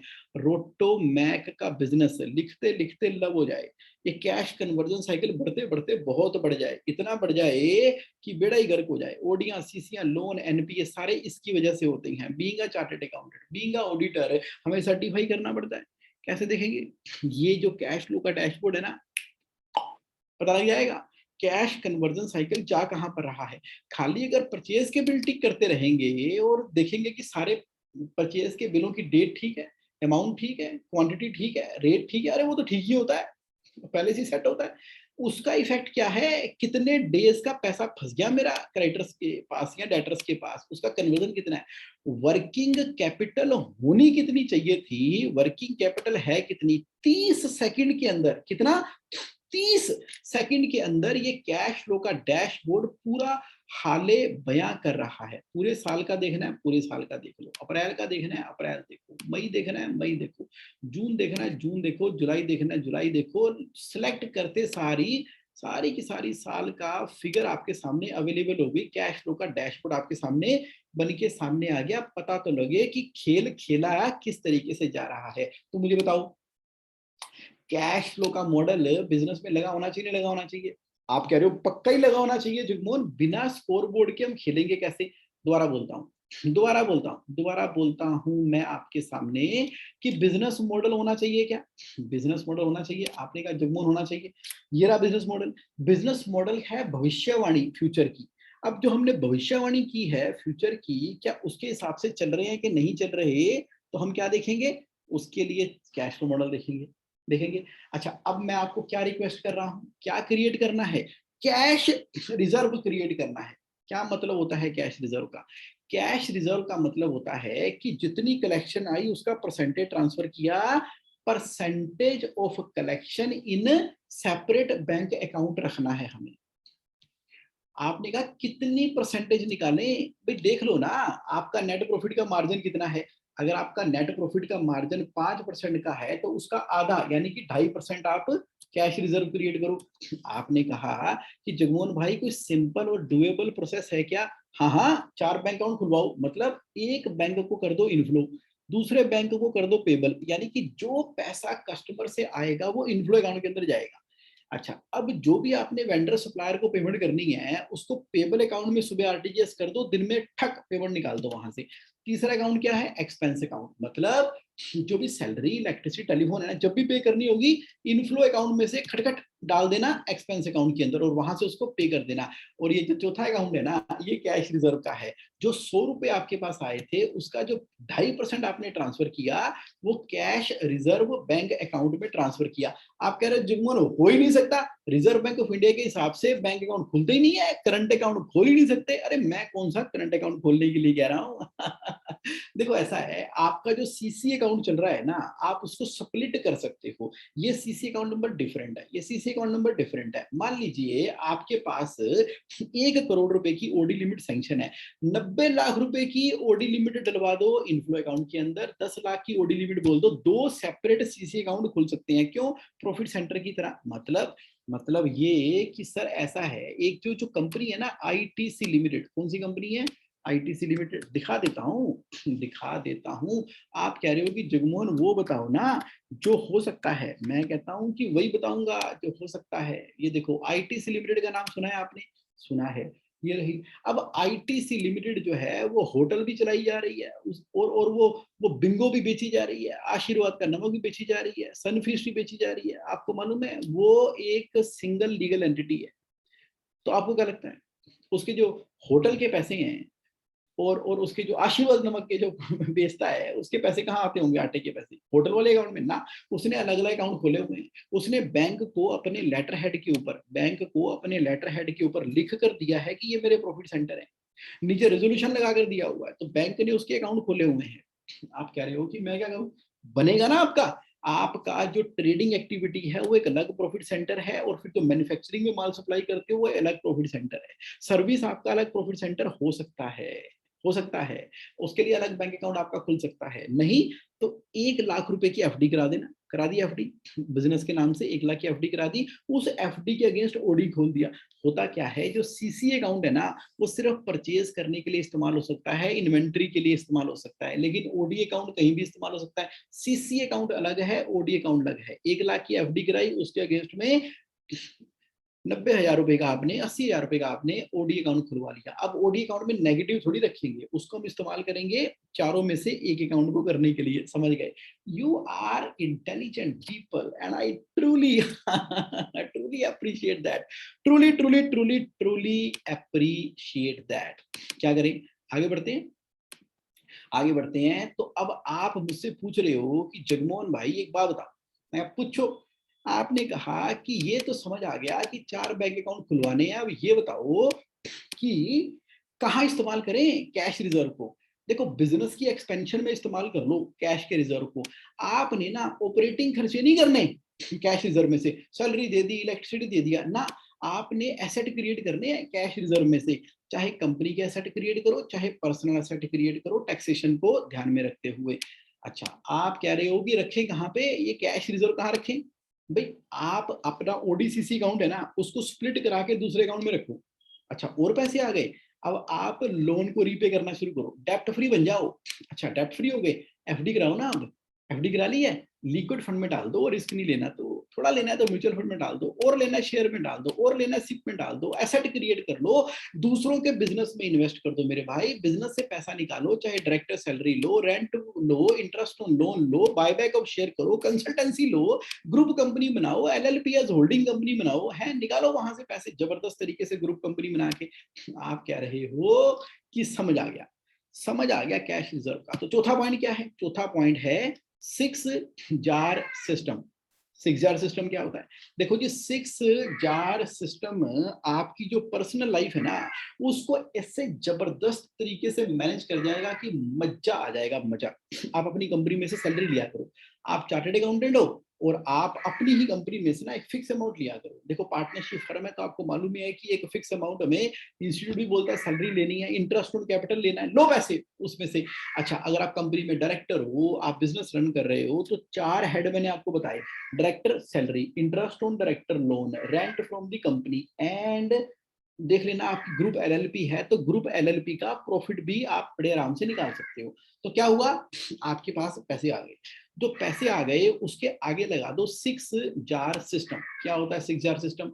6 जार सिस्टम ना बड़ा अमेजिंग तरीका है। ये लो 6 जार मैं आपको बना के दिखाता हूँ आपके सामने। 6 जार टेक्नोलॉजी के हिसाब से एक मैकेनिज्म खुल गया। आपने 1 लाख रुपया, 1 2 3 4 5, 1 लाख रुपया मान लीजिए डायरेक्टर सैलरी या रेम्यूनरेशन ले लो। अब अपने 6 सेविंग अकाउंट खुलवा दो। हाँ जीवन, बड़े अकाउंट खुलवा रहे हो तुम, अरे खुलवा लो। ये कैश फ्लो मैनेजमेंट का ऑटोमेटिक मास्टर तरीका है और बन जाएगी वेल्थ जबरदस्त। और 6 अकाउंटों को नाम दे दो। क्या नाम दे दो? जैसे मेरे ना आईसीआईसी बैंक में 2 अकाउंट है। अच्छा, फिर मेरे स्टेट बैंक ऑफ इंडिया में 2 अकाउंट है, मेरे एचडीएफसी बैंक में 2 अकाउंट है, तो हो गए ना 6 अकाउंट। हालांकि इसमें से एक ज्वाइंट नेम पर भी है, 2 ज्वाइंट नेम पर है वाइफ के साथ में, बढ़िया। 3 वैसे ज्वाइंट नेम पर है, बढ़िया है।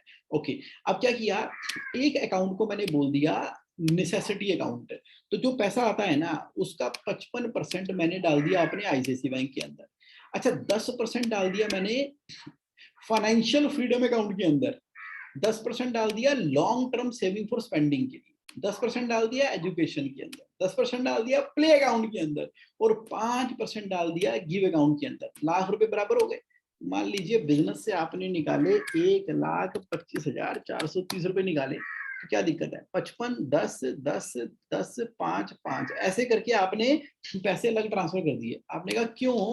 ओ क्यों जगमोहन, क्यों करा रहे हो ये आपको मैं कैश रिच बनाने के लिए कर रहा हूं। मतलब ये देखो, जो जो 6 जार है ना, जो फाइनेंशियल फ्रीडम अकाउंट है जिसमें 10% आप डालते हो, ये ना आपका stock, mutual fund, passive income vehicle, कोई रियल एस्टेट खरीदनी है, कोई इन्वेस्टिंग करनी है, या कोई अदर इन्वेस्टमेंट करनी है, यानी कि 10% सेव करने हैं आपने। क्या करना है? 10% ऑफ योर इनकम आपने सेव करने ही करने हैं। और खासियत क्या है, ये पैसे कभी निकालने नहीं है बाहर, बस जमा ही कराते रहो। उसका जो ब्याज आएगा, इंटरेस्ट आएगा, जो अप्रिसिएशन होगा, वो भी इन्वेस्ट होता चला जाएगा। और ऐसा जबरदस्त तरीके से बीज और पेड़ और पौधा बन गया जो बढ़ता ही जा रहा है, बढ़ता जा रहा है, बढ़ता जा रहा है। ये जो 10% की सेविंग की हैबिट आपको लग गई ना फाइनेंशियल फ्रीडम अकाउंट से, आप कंपाउंडिंग के इफेक्ट को जानते ही हो। कंपाउंडिंग के इफेक्ट को, ये कंपाउंडिंग का इफेक्ट इतनी पावरफुल तरीके से काम करता है कि आपकी वेल्थ क्रिएट करता रहेगा। आप कहते थे ना मेरे से खर्च हो जाते हैं पैसे, ना 10% में आपके बना के दे रहा हूं long term saving for spending. यानी कि आपने कोई अलमारी खरीदनी है, कोई वॉशिंग मशीन खरीदनी है, कोई फॉरेन ट्रैवल करना है, कोई अनएक्सपेक्टेड मेडिकल इमरजेंसी आ गई है, कोई आपने वॉशिंग मशीन खरीदनी है, तो वो सारी की सारी चीजें कहां से खरीदोगे? एलटीएसएस के अंदर। यानी कि 10% यहां डाल दिया। तो मैंने क्या किया, मैंने 10% डलवा दिया आपके फाइनेंशियल फ्रीडम अकाउंट में, 10% की 20% आपकी इनकम का सेविंग में इस्तेमाल हो गया। लॉन्ग टर्म खर्चे वर्चे यहाँ से कर लेंगे, बाकी ये तो सेव ही रहेगा। 10% ना अपनी एजुकेशन में डालो, आप अपनी पर्सनल एजुकेशन, बच्चों की एजुकेशन नहीं, आपकी, यानी कि पर्सनालिटी डेवलपमेंट। कोई आपने कोई बड़ा कोर्स करना है, कोई एजुकेशन का कोर्स करना है, कोई कुछ करना है, वो सारे खर्चे कहाँ से करेंगे आप? एजुकेशन में से। जितना अपना कुल्हाड़ा शार्प करोगे ना जितना अपना माइंड शार्प करोगे, ये मत देखा करो कोर्स सस्ता है कि महंगा है, बस खर्च दो पैसे अपनी कोचिंग पे, अपनी मेंटरिंग पे, अपनी बुक्स पे, अपने कोर्सेस पे खर्चो। जितना खर्चोगे उतना कमाओगे। जितना खर्चोगे कहाँ पे? एजुकेशन में। किसकी? आपकी। कौन सी एजुकेशन? जिसको आप शार्पन करना चाहते हो। अच्छा, ट्रांसफर प्राइसिंग का स्किल हासिल करना है आपने, तो कर लो ना ट्रांसफर प्राइसिंग के कोर्सेस। क्या देख रहे हो? 15,000 रुपए का कोर्स है कि 25,000 का कोर्स है कि 2.5 लाख का कोर्स है? अपनी इनकम का 10% एजुकेशन में डालते जाओ, डालते जाओ, डालते जाओ।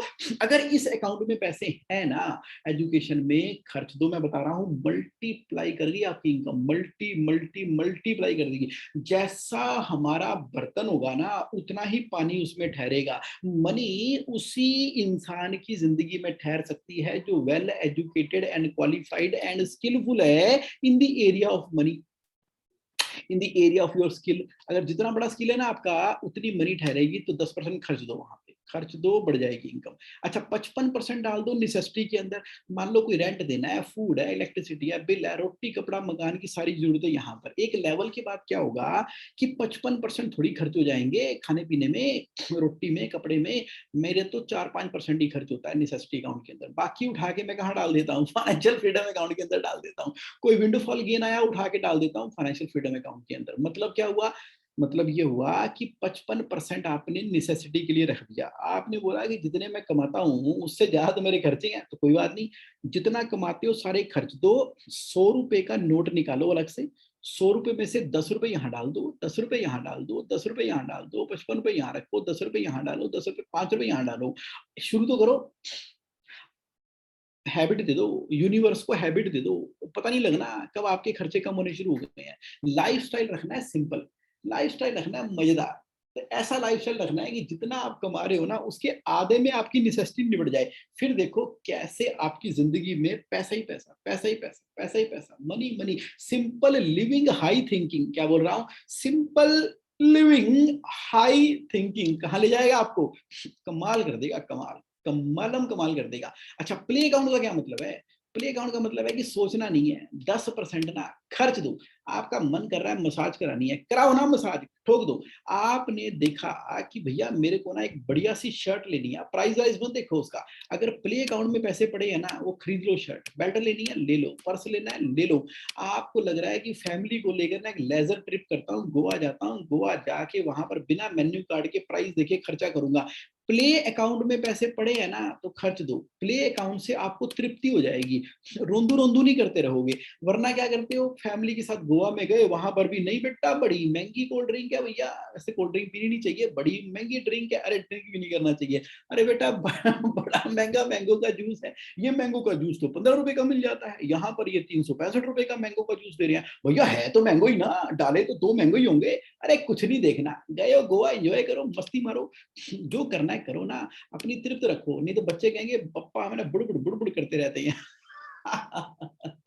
आप समझ गए, आप मेरा पॉइंट समझ गए कि प्ले अकाउंट में 10% रखो खर्चने के लिए, लेजर के लिए, ताकि आपके दिल में ना कोई भी जैसे सिग्नल मैनिफेस्ट करेंगे ना दुनिया के अंदर, पैसे नहीं है, पैसे नहीं है, महंगा महंगा महंगा, आने भी नहीं है पैसे, तो प्ले अकाउंट से जो 10% सेव कर ही लिया ना आपने, 10% लॉन्ग टर्म सेविंग भी कर ही ली ना आपने, 10% एजुकेशन में भी कर दिया, घर का खर्चा भी निकाल ही लिया आपने। अब खर्च तो अपने ऊपर, लेकिन 5% गिव अकाउंट में जरूर देने हैं। ये सेटिस्फेक्शन, पूरी सेटिस्फेक्शन, मन की तृप्ति रहती है, मन की तृप्ति। आप ऑक्सीजन सिलेंडर के लिए पैसे कंट्रीब्यूट कर पाए थे, वेरी गुड। नहीं कर पाए थे तो करो ना, मन में टीस रह गई ना। तो आपका अगर सेपरेट अकाउंट है जिसका नाम गिव अकाउंट है, जिसका नाम क्या है? गिव अकाउंट है, तो सेपरेट अकाउंट के अंदर रखो चैरिटेबल पर्पस के लिए, वहां दो जहां आप देना चाहते हो, जहां आपको ठीक लगे। किसी बच्चों के एजुकेशन के अंदर कहीं पे आप लंगर में सेवा कर दो, जहां लगे। फिर आपको सोचना ना पड़े कि भैया पैसे देने हैं तो कहां से आएंगे। अब ये लो, मैंने क्या कर दिया, 6 अकाउंट खोलने के लिए बोल दिया आपको। अब इतने पैसे इकट्ठे हो जाने आपके पास, कुछ ही कुछ ना। तो ये 6 जार सिस्टम इस तरह से काम करता है। कलेक्शन का कुछ परसेंटेज आपने ट्रांसफर किया, और जो ट्रांसफर किया उसको डाल दिया यहाँ पे, मान लो 1 लाख रुपए या 2 लाख रुपए, 2 लाख रुपए डाल के देखते हैं तो इस हिसाब से पैसे डलेंगे। मैंने क्या करता हूँ, आईसीआईसी बैंक में पैसे सारे ट्रांसफर कर देता हूँ, उसमें 55% रख के बाकी इन अकाउंटों में ट्रांसफर कर देता हूँ। इन अकाउंटों से फिर आगे मैं एफडी बनाऊं, पीपीएफ बनाऊं, एनपीएस बनाऊं, उसके बाद चाहे मैं इक्विटी लूं, यूएस स्टॉक लूं, चाहे मैं बिटकॉइन खरीदूं, चाहे मैं जो मर्जी करूं, वो इन्वेस्ट करना है मुझे नेटवर्क के हिसाब से। तो ये करने वाला हूँ। क्या पॉइंट देना चाहता हूँ मैं आपको, पॉइंट देना चाहता हूँ कि आपने चौथा फ्रेमवर्क का पॉइंट क्या लगा दिया, 6 जार सिस्टम लगा दिया। तो बन गया आपका कैश फ्लो का फ्रेमवर्क। क्या बन गया, देखो एक एग्जांपल दे देता हूँ फाइनेंशियल फ्रीडम अकाउंट का। फाइनेंशियल फ्रीडम अकाउंट के अंदर कैसे खुलेगा, आपने एक सेपरेट सेविंग अकाउंट खोला, खोल लिया, अब उसका नाम रख दो फाइनेंशियल फ्रीडम अकाउंट। अब क्या करो, आप हर महीने जो सेव करना चाहते हो उसका अमाउंट डिसाइड कर लो, मान लो 10,000 रुपए।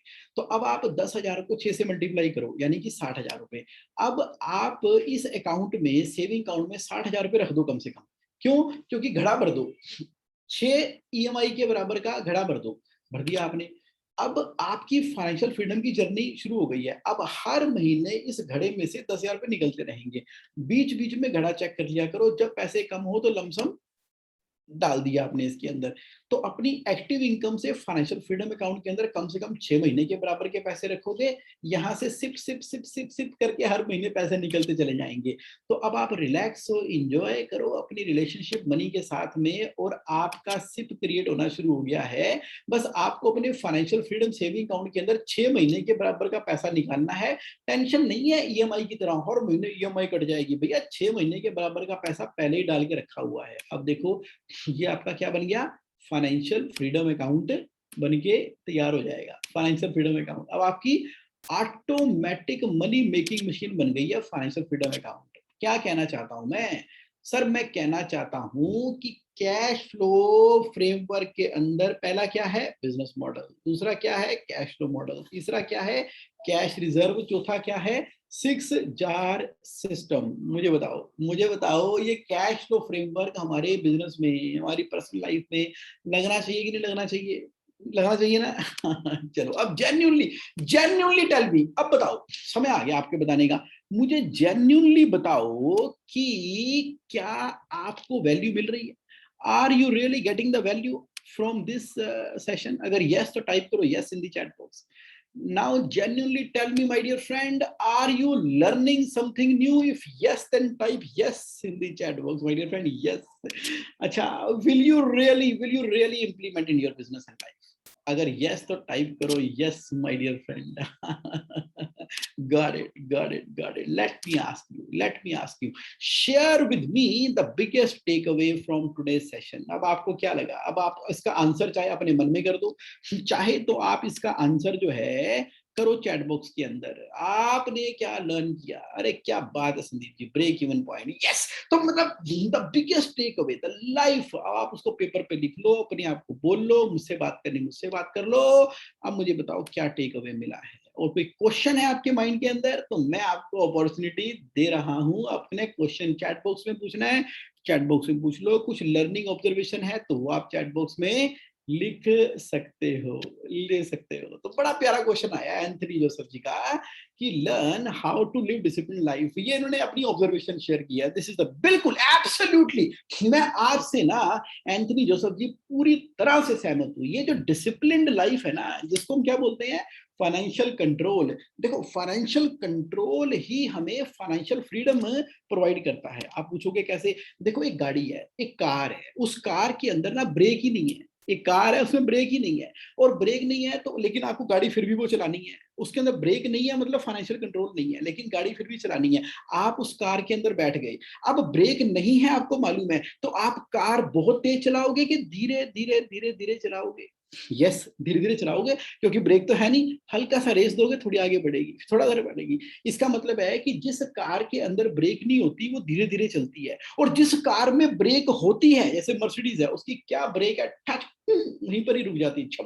अब क्या होता है कि अगर आपकी गाड़ी में ब्रेक है तो इसका मतलब है कितनी भी तेजी से चला सकते हो, आप तेज चला सकते हो। हाँ, गवर्नमेंट की रेगुलेशन के हिसाब से तो आप तेज चला सकते हो, आपको मालूम है कोई आएगा तो ब्रेक मारेंगे, रुक जाएंगी। इसका मतलब है जिस गाड़ी में जितनी मजबूत ब्रेक है ना, वो गाड़ी उतनी तेज चलने की क्षमता रखती है। उसी तरीके से जितनी ज्यादा डिसिप्लिन्ड एंड फाइनेंशियल कंट्रोल आपकी लाइफ और बिजनेस में लगे हुए हैं, यानी कि पैसे आते हैं तो फाइनेंशियल फ्रीडम में भी चले जाते हैं, प्ले अकाउंट में चले जाते हैं, एजुकेशन में चले जाते हैं, नेसेसिटी में चले जाते हैं, लॉन्ग टर्म सेविंग और स्पेंडिंग में चले जाते हैं, गिव में चले जाते हैं। ये कंट्रोल लगा रखा है, तो अब आप आजादी से अपनी जिंदगी जीते हो। कोई आ गया, भाई साहब पैसे दे दो, हेल्प कर दो, आपको पता है गिव अकाउंट में पैसे पड़े हैं तो गिव कर दिए। बच्चों ने कहा कि पापा मस्ती मारने के लिए थोड़े पैसे दो, लो प्ले अकाउंट में पैसे पड़े हैं। आपको पता है कि अपनी एजुकेशन के लिए कोई कोर्स पे करना है, उसके लिए आपको मालूम है कि ठीक है एजुकेशन में पड़े हुए हैं, सेविंग तो हो ही रही है ना, लॉन्ग टर्म सेविंग तो हो ही रही है ना, नेसेसिटी में जो पैसे बचे उसको उठा के आपने फाइनेंशियल फ्रीडम अकाउंट के अंदर डाल दिए। पॉइंट क्या है, पॉइंट यहां पर ये है, financial control brings financial freedom. और ये कैश फ्लो मास्टरी के जो 4 तत्व हैं उनमें से ये बड़ा इंपॉर्टेंट एस्पेक्ट है। तो मैं अपॉर्चुनिटी देता हूं, और किसी भी पार्टिसिपेंट के क्वेश्चन है तो आप चैट बॉक्स में पूछ सकते हैं, otherwise my presentation for you is complete. और फाइनेंशियल फ्रीडम और फाइनेंशियल कंट्रोल की जो बुक है ना, वो आप कहीं से भी ले सकते हो। I am truly thankful for giving me this opportunity to share my knowledge and experience on cash flow. Now everything over to you, Sandeep ji, like if you have any question or anything you want to say. Thank you. I have 13 minute का net profit हमने calculate किया है 2 घंटे की session में। Thank you so much sir, thanks a lot. As expected बहुत सारी चीजें आज सीखी है ना, whether it's break even point हो, सेगमेंट रिपोर्टिंग हो, चाहे आपका जार सिस्टम हो, right, and the way one should need to understand और think over not only his business but client business. आपने बहुत ही अच्छा बताया कि कैसे उसको अपने बिजनेस को या क्लाइंट के बिजनेस को कैसे समझना है। मतलब वो जो लाइफलाइन है ना कैश की, चाहे आप बिजनेस जितना ही बड़ा कर लो, अगर वो मेंटेन नहीं किया डेटर को, क्रेडिटर को, टर्नओवर को, उसके अगर आपने भी मेंटेन नहीं किया, आपने डिसिप्लिन लाइफ मेंटेन नहीं किया, तो इट विल सक यू, है ना, ये कहीं ना कहीं आपको ही निकल लेगा। एब्सोल्युटली, जैसे हम ना बिजी हो जाते हैं और मेहनत किए जा रहे हैं, बिजनेस किए जा रहे हैं, कहीं नहीं है, गाड़ी दिल्ली से अमृतसर जानी थी और यहाँ चली गई है भोपाल की तरफ, तो कंट्रोल नहीं है। और इट्स अ वेरी प्रैक्टिकल, अगर आप देखेंगे तो जो आपने बताया, ट्रूली स्पीकिंग, मुझे जो फीलिंग हुई आपकी बात पूरी सुन के आज, ये देखो सर, इट्स नॉट अ साल 2 साल 5 साल का निचोड़ नहीं है, इट्स ओवर द इयर्स। आपका जो एक्सपीरियंस रहा, आपने हर वो छोटी चीज पे काम किया और हर वो छोटी डिटेल पे काम किया जिसपे करने की जरूरत थी, और आपने वो सारा का सारा निचोड़ रखा है हमारे पास। थैंक्स अ लॉट सर, बहुत बहुत धन्यवाद आपका, बहुत ही बढ़िया रहा। तो मैं पहले सर से बात करना चाहूंगा, डीटी सर से। सर आप प्लीज कुछ बताएं, है ना, पेन में आगे फिर। नहीं, बहुत अच्छा है। मैं समझता हूँ संदीप ने ये बात नहीं बोली कि मैं भी अगले मार्च तक के लिए थोड़ा सा अपना एक्सपेक्टेड फंड फ्लो बनाऊं।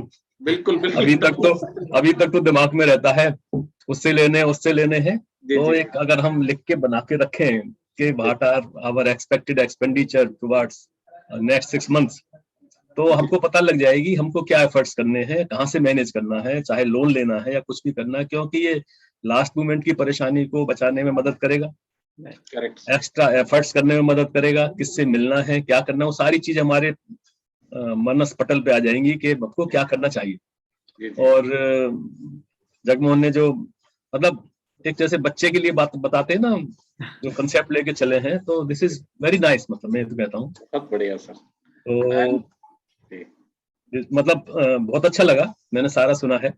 तो बहुत अच्छा है। और किसी का, मैं पार्टिसिपेंट से रिक्वेस्ट करूंगा, किसी का कोई और क्वेश्चन हो, कुछ समझना हो, अभी हमारे पास 5-7 मिनट है, 8-10 मिनट। मेरी एक बाकी क्वेरी है जगमोहन जी, आपको ये बताओ, ये मतलब अब तो आपका खैर जैसे बोलने का जो स्टाइल और ये जो चीजें हैं वो इतनी मस्ती भरी हो गई कि बंदा आपको सुनते हुए 4 घंटे 5 घंटे बोर नहीं होगा। दैट इज गुड, बहुत अच्छी बात है। Thank you sir, thank you, thank you. लेकिन आपको ये बताओ, आपको ये मतलब जोश कब आया, या ये कहो कि मतलब आप कैश फ्लो में एंटर कब हुए और किस कारण से हुए? एक्चुअली ये कहानी ना बिल्कुल एकदम ऐसी है जो भगवान ने ही मेरे से करवाई है।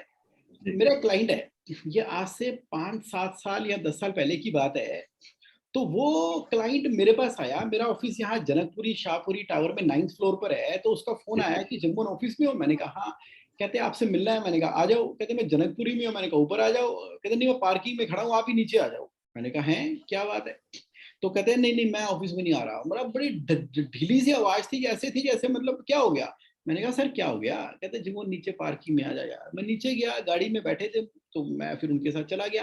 गाड़ी पार्क करवाई, सामने रेस्टोरेंट में चले गए। रेस्टोरेंट में चले गए और वहां बैठे तो वो कहते हैं कि जगमोहन तुमसे दिल की बात करने आया हूँ, मरने से पहले तुमसे मिलना चाहता था। मैंने कहा कहते मैं सुसाइड कर रहा हूँ। और बाप रे, मैं क्या रिएक्ट करूं? जिंदगी में ऐसी कभी सिचुएशन नहीं देखी कि कोई मरने से पहले मुझसे मिलने आया है। कहता है जगमोहन भाई ऐसा है, तुम्हें मालूम ही है कि बहादुरगढ़ में फैक्ट्री मैंने लगाई थी। मैंने कहा क्या शानदार फैक्ट्री लगाई है आपने, मैं भी तो इंटरनल ऑडिट करने के लिए गया था वहां पे। तो कहते हैं हाँ वही वाली फैक्ट्री। तो क्या हो गया कि मैंने state of the art factory बना ली और बढ़िया से बढ़िया जर्मन की मशीनें खरीद ली। उसके बाद मैंने बढ़िया बनाने के चक्कर में 10-2-4% कैश का भी लोन उठा लिया मैंने। अच्छा अब हो क्या गया है, मेरे पास ना माल खरीदने के पैसे नहीं। अब जिनसे 10 लोन ले रखा वो पैसे मांग रहे हैं। लेबर तैयार बैठी हुई है, वो कह रही काम दो लेकिन सैलरी के देनी है। बैंकों से ओडीसीसी है, ईएमआई कटनी शुरू हो गई है, वहां से उसके पैसे देने हैं। अब किसी वेंडर के पास जाता हूँ माल खरीदने के लिए, वो कहता है भाई साहब पहले पैसे जमा कराओ। अब जो मैंने थोड़ा बहुत माल बना के बाहर बेचा है, आपको पता है 3 महीने की उधारी है उसकी, वो पैसे जब आएंगे तब आएंगे। वो साइकिल ऐसा फंस गया है, मैं घर से निकलता हूँ अपनी बीएमडब्ल्यू के अंदर, लोग कहते हैं क्या शानदार फैक्ट्री है, क्या बीएमडब्ल्यू में निकल रहा है। वो तो मुझे पता अंदर से काट रहा है। मैं किसी से शर्मो शर्मी में कह भी नहीं पाता कि बीएमडब्ल्यू वाला क्या करेगा। ऐसी हालत खराब हुई पड़ी है। तो मेरी वाइफ को भी ना स्कूल जाती है तो तंग करना शुरू कर दिया लोगों ने, उसके पर्स में कुछ डाल देते हैं और बच्चों को स्कूल के अंदर नोट्स लिख के भेजते हैं कि हमारी पेमेंट दो, लोन की वापसी करो। ऐसी ऐसी डिफिकल्ट कंडीशन हो चुकी है कि जीवन में मर गया, कैश फ्लो के चक्कर में फंस गया। मतलब मैं ना सोच रहा हूँ 2 ऑप्शन मेरे पास है। पहला, या तो मैं सुसाइड कर लूँ, वो तो सबसे आसान लगता है मुझे। और दूसरा ये है कि मैं ना भाग जाऊंगा यहाँ से, किसी विदेश चला जाऊंगा, किसी समुद्र के किनारे रहूंगा, भेष बदल के वहां पे चाय कॉफी बेच लूंगा। लेकिन मुझे ना शांति भरी जिंदगी चाहिए। फट रहा है दिमाग मेरा। मैंने कहा सर क्यों जज्बाती हो रहे हो? अभी देखते हैं, समझते हैं क्या करना है, कैसे करना है। तो वैसे करके ना फिर मैंने धीरे धीरे धीरे उनके साथ काम करना शुरू किया। 1 महीना, 2 महीने, 3 महीने उनको हौसला भी देता रहा, उनके कैश फ्लो को भी देखता रहा। और भगवान की ऐसी कृपा रही तो मुझे पता लगा कि उनके पास ना कुछ ऐसी चीजें अवेलेबल हैं, ऐसी चीजें अवेलेबल हैं। मैंने कहा जितनी इन्वेंट्री है उससे बना के बेचो ना, अपनी इन्वेंट्री टर्नओवर को बढ़ाओ अपना, जो हम पढ़ते थे सर अपनी सीए में इन्वेंट्री टर्नओवर रेशियो। मैंने कहा जितना है उतना तो करो ना, थोड़े से शुरुआत कर लो। अब अपनी लेबर को निकालो बाहर, कोई दिक्कत नहीं है, आप जॉब वर्क पे करवा लो। मैंने उनको एक डील दी, मैंने कहा सारी सैलरी के बंदे निकाल दो और जो जॉब वर्क पे लोग है ना उनको बोलो आपको मैं state of the art German machinery वाली फैक्ट्री दे रहा हूँ सैलरी नहीं दूंगा, जॉब वर्क चार्जेस दूंगा और जगह का किराया आपसे चार्ज नहीं करूंगा। ऐसे करके मतलब मैंने उनसे कुछ कंसल्ट करना शुरू किया। मुद्दा ये था कि पैसे ना देने पड़े, बाहर और अंदर से काम चल पड़े। और धीरे धीरे धीरे 3 से लेके 9 महीने के अंदर उसकी दुकान चल पड़ी। तो बड़ा खुश हुआ, बड़ा खुश हुआ। कहता जुनून आपने मेरे साथ ऐसी नॉलेज शेयर कर दी। तो मैंने कहा यार ये तो हमारे सीए में बेसिक है ये तो बेसिक है। इसका मतलब है जिसको पता होना चाहिए बिजनेस ओनर को, उसको पता नहीं, और जिसको पता है और वो इसका यूज ही नहीं करता। मैं तो अपनी इनकम टैक्स रिटर्न बनाने में बिजी हूँ। तो ये बड़ा मुझे मिसमैच लगा, बड़ा मिसमैच लगा। फिर उसने भी 2-4 लोगों से शेयर किया कि अगर तुम्हें कैश फ्लो की दिक्कत है तो जगमोहन भाई के साथ चाय पी लिया करो, ये कर लिया करो। ऐसे कहते हैं ना कि भगवान ने कोई मुझे बहाना ही बनाना था। तो फिर करते करते करते फिर ये पर्पस ही बन गया लाइफ का। मैंने कहा नॉलेज, ये था। नहीं, अच्छा, गुड। समटाइम्स यही होता है कि आदमी खर्चा करता रहता है लेकिन उसकी चीजें नहीं पता कैसे करना है। हाँ, और कुछ चीजें ऐसी भी होती हैं कि मालूम पड़ा उसके पास कोई एसेट है, भाई उसको करके अपना ले लो, जो ये दस्ती लिए हैं 2-2.5-3% वाले, उनको खत्म करो पहले तो। Like that. Yes good good good good, चीजें ऐसी निकलती हैं। Yes, so this is how like journey got become. और सबसे अच्छी बात सर ये है कि जैसे हम किसी विषय के ऊपर काम करना शुरू करते हैं ना, तो लोग ना अपने आप ही बताना शुरू कर देते हैं कि जुगमन इसके अंदर ना ये होगा तो कैसे होगा, वो होगा तो कैसे होगा। मान लो मैंने शुरू किया होगा 100 रुपए में से 1 रुपए में शुरू किया होगा अपनी अच्छी भावना से, 99 रुपीज तो लोग ही मुझे सिखा गए और वही मैं सबको बता रहा हूँ वापसी। तो इट इज लाइक दैट। नहीं, एक्सपीरियंस और प्रैक्टिस काउंट करती है, नो डाउट। चलो, very good sir. Sandeep ji, और देखिएगा किसी के कोई प्रश्न है, बाकी तो समय हो रहा है, कोई ऐसी बात नहीं है। कल के लिए अनाउंस करिए, कल का हमारा प्रोग्राम है। जगमोहन जी, दिल खुश कर दिया, और आपकी जो बोलने की स्टाइल है फर्स्ट क्लास, मजा आ गया आज सुन के। Thank you sir, thank you, truly appreciate, thank you. बहुत ही बढ़िया, बहुत ही बढ़िया रहा सर। मुझे तो बड़ा मतलब I personally enjoyed it very much, क्योंकि मुझे ये भी लग रहा है कि ऑल्दो अभी लोग जो भी मेंबर्स है, पार्टिसिपेंट आपको क्वेरीज नहीं कर रहे हैं, बट वीडियो को बार बार रिपीट करके देखा जाएगा। आई एम वेरी मच मतलब बड़ा कॉन्फिडेंट उसके बारे में। And this video is very important, relevant for not only experience CA, practicing CA, but बाकी भी जो प्रैक्टिस में नहीं है या अभी स्टार्ट भी कर रहे हैं उसके लिए बहुत इंपॉर्टेंट है, और बिजनेसमैन भी बहुत इंपॉर्टेंट है। तो बहुत बढ़िया कंट्रीब्यूशन रहा सर आज आपने जो दिया हमें, और मतलब आपकी इसकी वर्थ नहीं है, बहुत ही ज्यादा, मतलब उसकी काउंटिंग नहीं कर सकते। Thanks a lot. आप सभी पार्टिसिपेंट का भी बहुत बहुत धन्यवाद। फ्रेंड्स, कल हमारी वेबिनार रहेगी कोड ऑफ एथिक्स पे। बेसिकली हम लोग उस पे डिसिप्लिनरी एक्शन पे केस स्टडीज करेंगे, और हमारे बीच चंद्रशेखर वाजे जी बॉम्बे से जुड़ेंगे। तो आप सबसे रिक्वेस्ट है कि आप प्लीज जरूर ज्वाइन करें और मेक इट इंटरेक्टिव, जैसा कि आप लोग हमेशा करते हैं। रीजन बिंग अभी कंप्लाइंसेस का टाइम है, और अभी बहुत सारे लोग हमारे बहुत सारी चीजें साइन भी कर रहे होंगे, कंप्लाइंस भी कर रहे होंगे, फाइनल मोड में होंगे, तो सुनना बहुत जरूरी है। और वाजे जी को आप जरूर सुने, बहुत ही अच्छे स्पीकर हैं, नॉलेजेबल स्पीकर हैं, आप बहुत ही सीनियर मेंबर हैं हमारे, तो आपको बड़ा अच्छा लगेगा। और इन सभी बातों के साथ आप सबका बहुत बहुत धन्यवाद। हमारे बीच हमारे फाउंडर कन्वीनर डीडी जी भी आए, सर आपका बहुत बहुत धन्यवाद सर। Thank you. बना रहे सर। जगमोहन जी, मतलब समडे, मतलब मैं प्लान करूंगा कि इसी साल मैं मिलूं जरूर आपसे personally, right? Welcome sir, thanks for time. तो लोगों से रिक्वेस्ट है कि कभी भी निराश ना हो, निराश हो तो सीधे जगमोहन के पास चले जाएं, चाय भी मिलेगी, आपको मोटिवेशन मिलेगा। सर गाइडेंस आप भी किया है जो आपने। Cash flow is not only needed for the businessman, it is for practitioners, even for अपने घर के लिए। आप घर का अगले साल का, 5 साल का, 10 साल का आप थोड़ा सा बना के तो देखें, मैं हाउ आई विल मैनेज, आप सोचेंगे तो आपको जवाब भी वहीं से मिलेगा। चलो, थैंक यू, बहुत अच्छा लगा, thank you much to all.